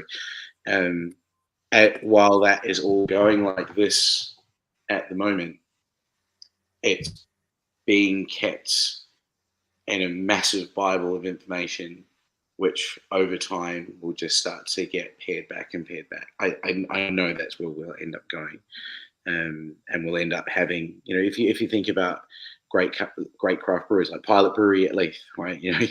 I'm pretty sure they didn't set out to make peach Melba as their core beer, but that's where it's ended up because we all think it's delicious, and that's the interesting space for us, because when we get to that point where we're graduating these projects through maturation, the customer then becomes a really interesting point of defining the direction for the distillery, because that's how it works for beer. It doesn't work like that for heritage distillers. Either you like the distillery style or you don't, and we've got so many, you can choose choose your 5, 10, 15 that you want to keep in your arsenal, and there's some stuff that you'll just never touch. So that's how that just gives you a working idea of we'll go into periods where, I think at the start of the year when we're looking at Munich and Vienna, we're probably on Munich for about 2 weeks. That's 24 different mashes. And across those 24 different mashes, that's, what is that? Maybe 5,000 LPA for us to play with. Oh, yeah. Is that math? That's right. Just double checking. You can tell us that. We'll believe you. If anyone queries at home, they can. 9,600. No, but I mean, that's, like 10,000 LPA. That's not a lot of liquid to lay down, but it's enough that we can look across the different variables. And as that parcel goes through maturation and we see how it works. I mean, one piece I didn't speak about tonight was because our stills are ridiculously tall, we have a very clean spirit character. It's very difficult for us to bring faints over. And when I talk about running the stills hard, we run them hard because we're trying to push the spirit as quickly through the copper, because otherwise it just strips too much character out. So when we're looking at a batch of a single raw material like that, you're looking at incremental changes across that distillation cycle, which will sit side by side, and then later on we can look back and we go, right, fine, Vienna works like this. No worries. Yeah, awesome. So yeah, you've cleared that up.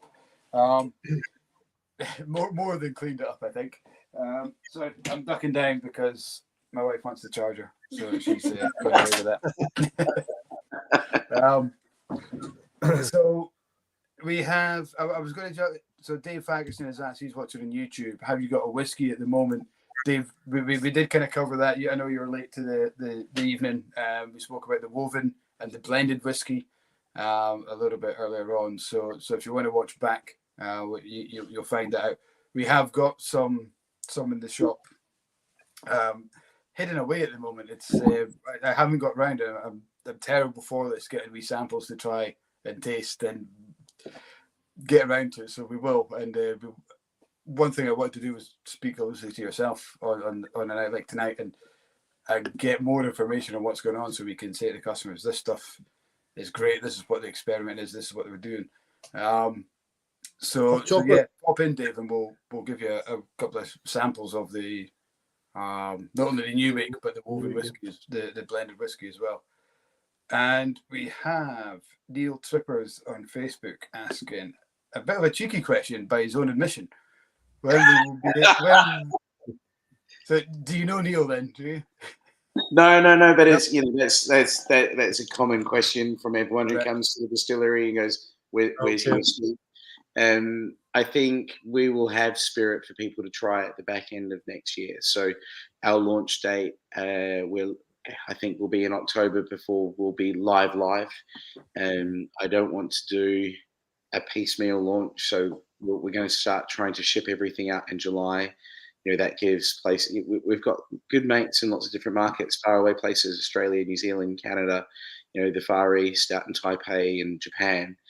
And so what I really want to do is get our release out, get it all to market, get it all in everywhere, and just say, stock's on quarantine, this is the date, we'll all go together at the same time, and just try and do that.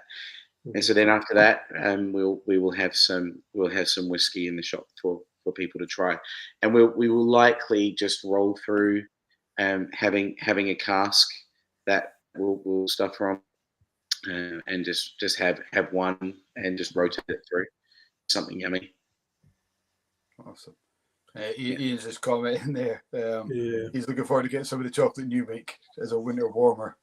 I think we're all on that one, Ian. We're all going to. So we've got obviously we do barrel tops, and I think Martin's going to come up and do a wee barrel top tasting in the shop. So we'll make sure we've got the hot chocolate on hand. We'll get the urn out, and we'll be pouring in the winter. We'll do a wee hot chocolate night. That sounds. Hey, I'd love to come up and do a woven one for you as well. That'd be amazing. Yeah, that'd be awesome. Yeah. Let's get that in the down. I was going to ask. Willis is asking, is Chocolate New making a shop? Yes, we have it as well. So we have four. Straight onto the internet. That's right in the basket there, Willis. Yeah, nice one. I was going to. You're making 60, 30 different recipes last year, 60 this year. Not all of those are going to make the grade. Is that fair to say? What do you do with the ones that aren't quite to the quality that you need it to be? What happens to those casks? We don't know just yet, right? We've barely got any stock over 3 years. So what we're starting to see is some of the stock is being matured in wood that just doesn't help it. So there's been a bit of a re-rack project, as I mentioned earlier, trying to get it into the right wood. And I think that will be how we try and manage those early first 2 years where things were pretty inconsistent. And then it all depends what's coming up alongside it. Like if we've got some rogue, super heavy chocolate Oloroso sherry casks, which are just like too dry and too tannic and too aggressive, I mean, that's where the magic of blending comes in, right? Like those things in a singularity might not be very yummy, but they could just give you a little bit of salt and pepper to another vatting of single malt, which gives that added complexity without destroying it. So we haven't yet gotten to a place where we've got a cask which is an absolute car crash.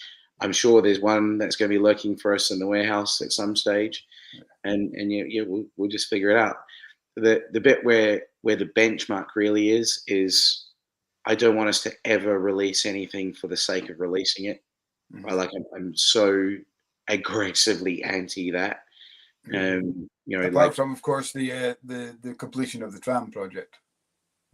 Apart from that, of course, that's fine. If it doesn't taste right, then we talk to the poor leaf boys. What did you stick in there, fellas? No, but I think that's where we'll be. I mean, this is the other thing is like people think it's innovation, but there's a lot of stuff here that's been used before, right? Like heritage malts got the industry through the last 2 centuries, no worries.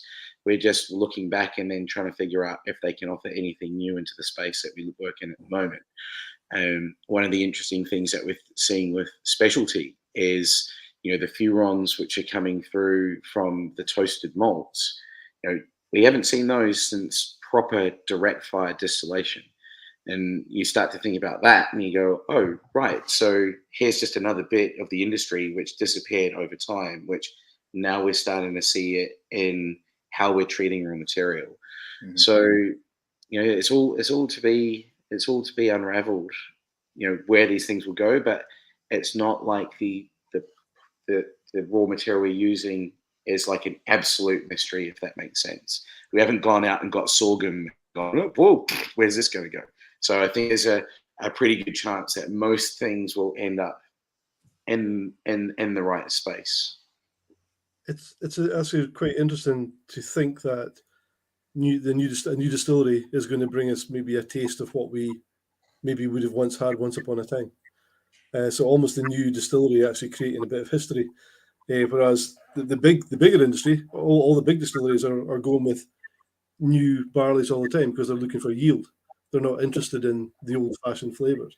So we've got a nice, lovely young new distillery actually maybe going to give us a taste of what we might have been able to drink 50 or 60 or 70 years ago. Yeah, and it's going to be it's really exciting, and it's and that's also not what we've tried to do, right? Like we just tried to examine material, and then it's been Retaliate who's come back with the data and gone, well, hey, actually, right? So we work from lightly kilned all the way through to like caramelized malt, which is where black patent malt sits. And so when you look at that range of malts, in the middle at just under 50 degrees Celsius, that's where you get the Maillard reaction, which is when you get reduced sugar and condensation of amine, and all of these things are starting to were happening within a pot still when you had inconsistent flame heat spots. You would get caramelization, which we just don't see anymore. So, I think it's a byproduct of looking at our mission of looking at how beer can work, but I think it's happenstance that it's already existed in our world of distilling and brewing. Does that make sense? Yeah, absolutely. Yeah. So, yeah, whiskey's been professionally distilling for 200 years. It is incredible how much we're still learning and how much the science is kind of evolving and what we're getting out of it. We're seeing a renaissance on it at the moment with guys like yourself, Arne Merkin, we've mentioned in Rasse, Lindos, all these kind of guys. And you kind of mentioned, they're not all going to survive. How much of this is a boom in kind of whiskey drinkers compared to whiskey collectors? Do you think is there going to be a collection bubble burst that kind of maybe filters through the drinkers, or is the drinking side of things going to keep whiskey alive? Mate, if you're asking me, Magic Wand and start forecasting the future for the secondary bond flipper market. Who knows? I think. Can you give us the lottery numbers at the same time? Yeah, Nick, please. I mean, there's obviously so much confidence in the industry because people wouldn't be putting all this money. We're talking take your budget and triple it to start a distillery, but loads of people are doing this, and so many kind of we speak to astute businessmen, guys like Anthony Wills, who started the project so long ago, and kind of guys are getting the confidence, and people wouldn't be investing their money on this if there wasn't that confidence that it's going to continue for 200 years. I mean, by what it is, it's been kind of. I think you're putting a lot of stock.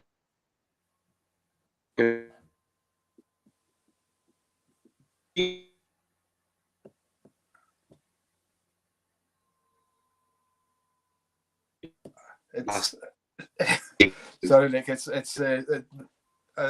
pretty sure that was the question I really wanted to ask tonight, and you completely cut out, so I didn't hear any of your answer. Oh no! I was just saying that these things like the secondary bottle market, the flipper bottle market, and the secondary cask market, and the cask investment market, that's such a small part of our entire whiskey production.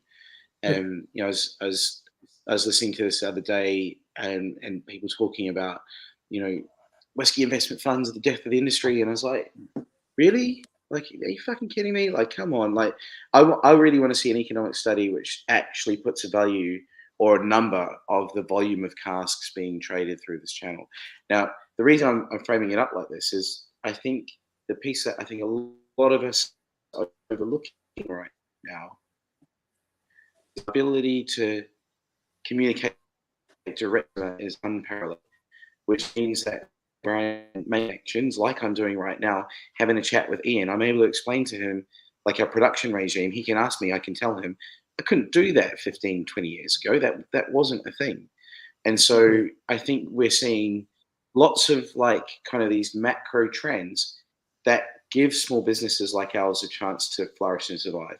People making cocktails means that people have better appreciation for what spirit is. Spirit is no longer the I've had 15 beers, I can't drink any more beer, I'm going to get onto Jack and Cokes now, right? It is something that you can enjoy, and it's something that you can share, and it's something that you can use.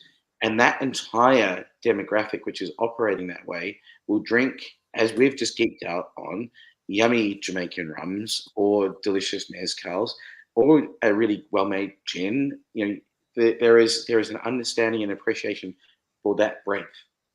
And while the level of spirit consumption is going down, I believe the level of higher quality spirit consumption is coming up. And that is a great space to build your business in. So then when we then extrapolate that out and go small businesses opening distilleries, if you can build a business that one has good tourism revenue, but isn't your whole business plan, make great case goods, whether it's a little bit of gin and you're waiting for your single malt, and then you make decent single malt that's yummy, tells a story, and maybe you're trading some casks on the side or you got a public cask program. There's 3 really strong revenue streams that a business can survive. And then how many people do you actually need to sell a bottle to every year to run a small business like that? Like, we're buggered at Holyrood because we're in the middle of the city and we need lots of people to manage a place like that. But I can imagine going out into a wee town where you can distill 24/7 and you've got your warehouse right there and you've got a small crew. You could probably run that business on 10 people, right? 11, 12. And that becomes quite a sustainable enterprise when managed correctly. Yeah. And you mentioned, Quentin, at the start about your warehousing, because your warehousing isn't on site, is it? That's out with the city. It's 25 minutes through Edinburgh traffic all the way out, like at Kirkliston. It is what it is. You know. But I mean, you're not alone there. There's loads of distilleries who don't have warehouses on site. So yeah, it's not like up here where the northeast of Scotland, where it's all transported down to the central belt, and that's a little bit different. You're only 25 minutes across town. That's literally on-site warehousing. You're right.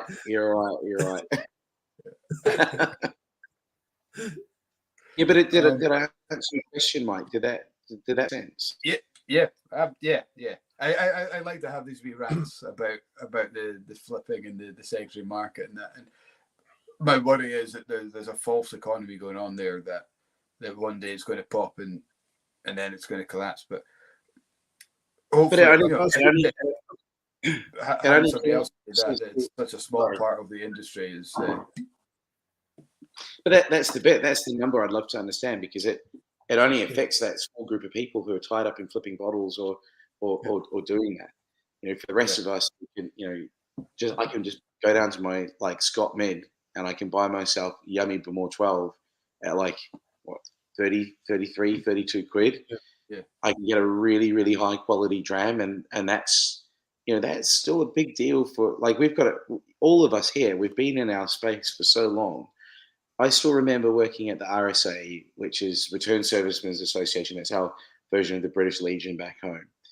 And the sacred ground on the back of that back bar was our one bottle of Johnny Walker Black. And we kept it in its box. And whenever one of the old boys ordered it, you'd open the box, you take it out, you put it down, you put the glass, serve it. You'd always ask, two bits of ice. In we go, 2 bits of LCO. And that was a moment, and that's still a moment for a lot of people. Yeah. And we are so very lucky that we're right in the bosom of this industry where we get all the fun and cool stuff, but I think we also lose sight of what the real world is when it comes to the use and perception of the things that we make. We've certainly seen I would say a massive change, but certainly subtle change in what people are drinking, and guys are maybe coming in looking for something a little bit more affordable, I suppose.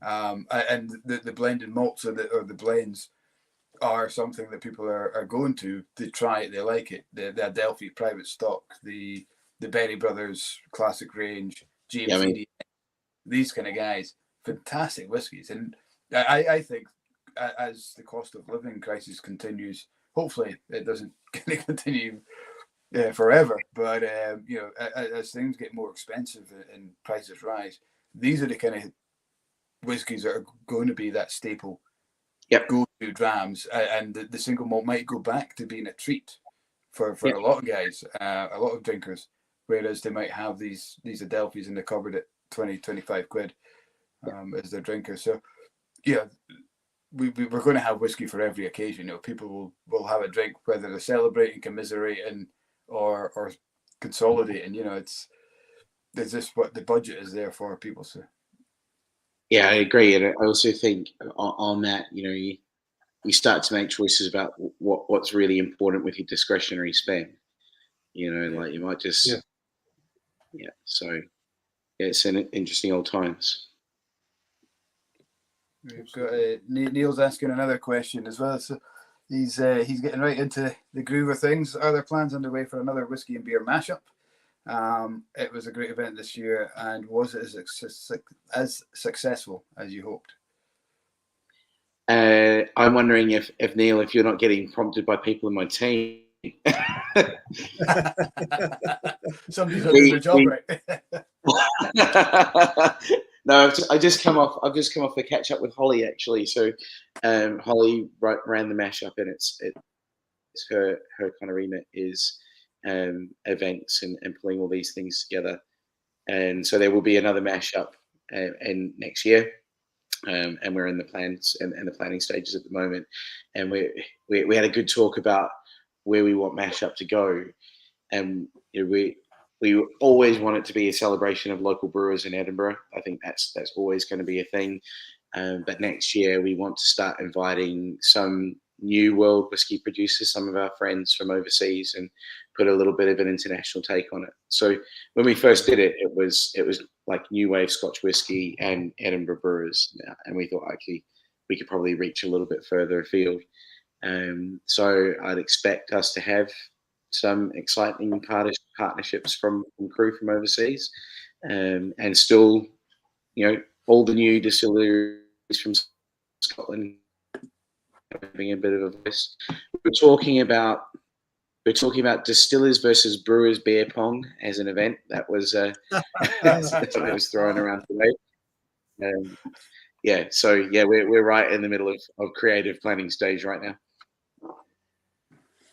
That's fantastic. I live in Aberhurder, obviously a little bit further north than Mike, but a long way away from the Central Belt and Edinburgh. Missed out on all these events. I mean, there was a thing on, gosh, what was it? Landward recently, where there's some big medieval event that goes on at is it Carlton Hill, where everybody. I had no idea that actually happens. It's been happening for years. So we miss out on all these things. So the mashup sounds absolutely brilliant. What time of year is it? It kicks off our summer before we open up the courtyard bar. Okay. So I think we might be looking at like May the 15th or something around there, early May. I mean, all we're trying to do with the mashup is just make a festival for that's beer and whiskey, but is beer and whiskey like, yes, it's beer and whiskey, but let's have some fun with it.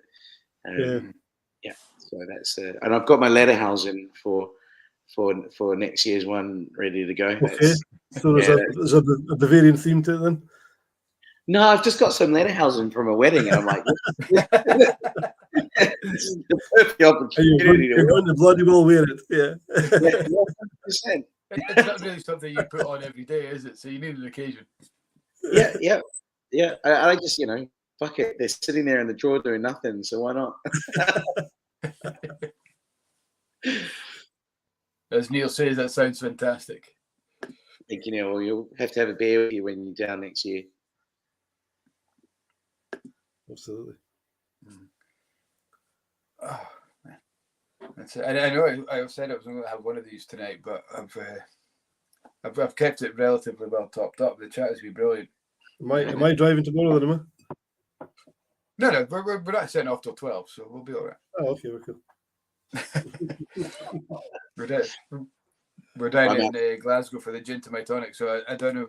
We also have a gin range, it's not a gin range, a gin product called Foghouse. So we're taking that down to Glasgow's Gin to My Tonic Festival tomorrow. Nice. We're there for the weekend. So. Are you guys there? Is Height of Arrows there? No, we're not there this year. I mean, we don't have a big sales team or like barely anything at the moment. So I'm out to Warsaw tomorrow for Warsaw Whiskey Live. Yeah, cool. So we've just been trying to support our international partners. So we're over at Whiskey Live Paris, then down to Whiskey Show London.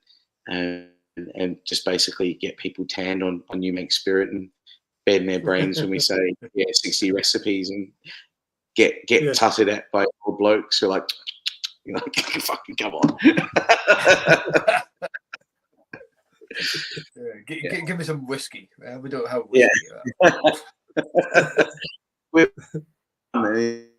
It's all over by the time we get there. I'm getting stuck into my blend.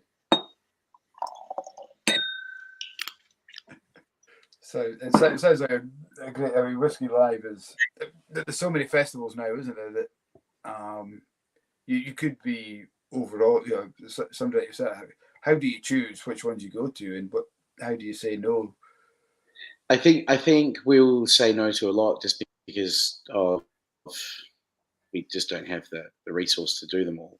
Yeah. And then target the ones that where there's a lot of people from everywhere going to them. So Whiskey Like Paris, man, what a show that was this year. That was so cool. Yeah, it was really good. I mean, we turned up and maybe the first 15 stands were all French single malt. And it was just an absolute joy just to walk through and see like that mindset come to life in that space. I mean, I don't know if you know Pierrick Guillaume, who used to be distillery manager at Kalila. He worked everywhere. Then he was at Lagavulin, and now he's at Domaine Alt Glass, which is down by the Alps. They had all their farmers there because they're working in crop rotation and they're working on locally farmed grains. And, it was very like, this is how we work within our land. And this is like French mindset. You're like, yeah, it's fucking delicious too. Give me more of that. Like, it was really, really cool. And to go and experience that. And it was a very well put together show. Like, that whiskey show where you're like, okay, I've hit a wall right now. I need a pie. Like, there was just the best food, sliders, and then refreshing cocktails, and then you're back into it. So, it was. I think it'll always be events like that internationally that we will support. We've just started actually with Base Spirits here in Scotland. So Ian Melville is busy rolling us out. So we got into Dunn's finally like 2 days ago. Like, this is how little we are. Like, getting into our third wholesaler, and we're like, fuck yeah. It really is building it brick by brick. And when you took our new making, you were one of our first orders, and it was like, holy shit, people are buying this stuff. Yes. And I've got guys like Willis online saying, yeah, I'm going to put an order in for your chocolate and you make because I want a hot chocolate. There we go. Mate, so I'm not going to try and overcook it, but the light Munich that is coming tastes like Nutella. Like, it's yeah. You can see the new makes which are really landing because there's different levels to the ones which are kept behind my desk and Mark's desk.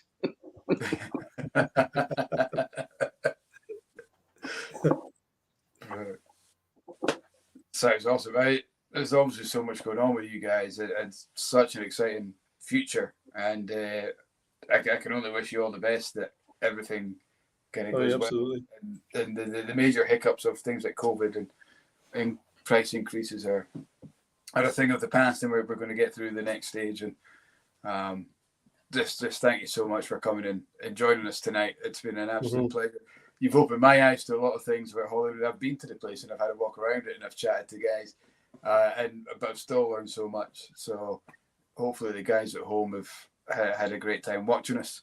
So yeah, I can't say thank you enough for doing that. And we'll definitely organise a day for you to come up, and we'll do some woven tasting and get that in the shelves as well. I mean, we're all in this together, right? And that's what, if the pandemic taught us anything, is it produces retailers, wholesalers, it's hand in glove all the way through to our customers. So it's a pleasure to come on the Blether. I didn't know what the hell we were doing tonight. I was like, just get home on time and turn this on and let's see what happens. But you're right. This feels like we're in a pub having a pint, and that's the whole idea. Yeah. Yeah. I'd really like to do that with you both at some stage, is get a cold one in, and shoot the breeze, and for any folk who are out there listening to us tonight, like, you just let us know when you're coming in. Just drop me an Instagram message or something, or drop me a note on Nick at holyrood.distillery.co.uk, and Mark and I, or Callum, or whoever's in, is always happy to, spend an extra 10, 15, 20 minutes and trying some yummy things. So do let us know. Awesome. What's your Insta handle, Nick? I'll pop it on so that the guys can catch up. Yeah, it's just like Nick_Whisky and Waves. That's our little spin charity that we do. Cool. Yeah, I'll get that's there. that's my personal one. If people want to send me a message on there, I pick it up all the time, and always happy to host. And guys, I know a lot of you might be catching up afterwards or watching from the start, as we because we're on our YouTube and Facebook. I know you can't always watch live. If you have any questions, please do pop them in the chat. Nick, hopefully, if we get anything, we can send it through to you, and you might be able to answer in post. So guys, don't feel that maybe you've come in halfway through and you're catching up. Watch from the start, and anything that you want to know that you haven't learned tonight, please feel free to give us a shout, and we'll do our best to get answers to you. But I think it's as good a time as any to draw a close. Basically, I'm down to 8% on the iPad because the wife nicked my charger in an hour and a half. The charger. We're going to have to wrap up pretty soon for my sake. But thanks again, Nick, for jumping on and giving us a wealth of information. Hopefully, we can go into the shop tomorrow morning with a new burst of enthusiasm for the Holyrood and get it in people's hands, and take it from there. Thank you for having me. I really appreciate being here. Fantastic. So next week, guys, we will have a said author of Scotch Mist. So Brian Townsend is going to join us next week. Scotch Mist book is all about all the original guide to the lost distilleries of Scotland. It's a fantastic book. If anybody hasn't got it, really worth a purchase, and brilliant read. I just use it as a reference book all the time. I think we've got a free week on the 10th, although that might change between now and then. And then we've got Nick Morgan for the another Nick, another author. That's combining the two previous bits. A real whiskey person, like budget colonial with a twangy accent. So Nick's going to join us on the 17th, and then the following week, the 24th of November, another new distillery, Glenwivis. So Matthew Farmer from Glenwivis is going to join. So we'll get to know what's happening up at Dingwall, my old stomping ground. So please join us again in the next few weeks, guys. Yeah. Thanks again, guys, and hopefully we'll see you online at the next Blether, if not in the shop, coming in to see us. So thanks very much, Nick, once again. Slanjava. Cheers. And we'll catch you again soon, guys. Thanks very much.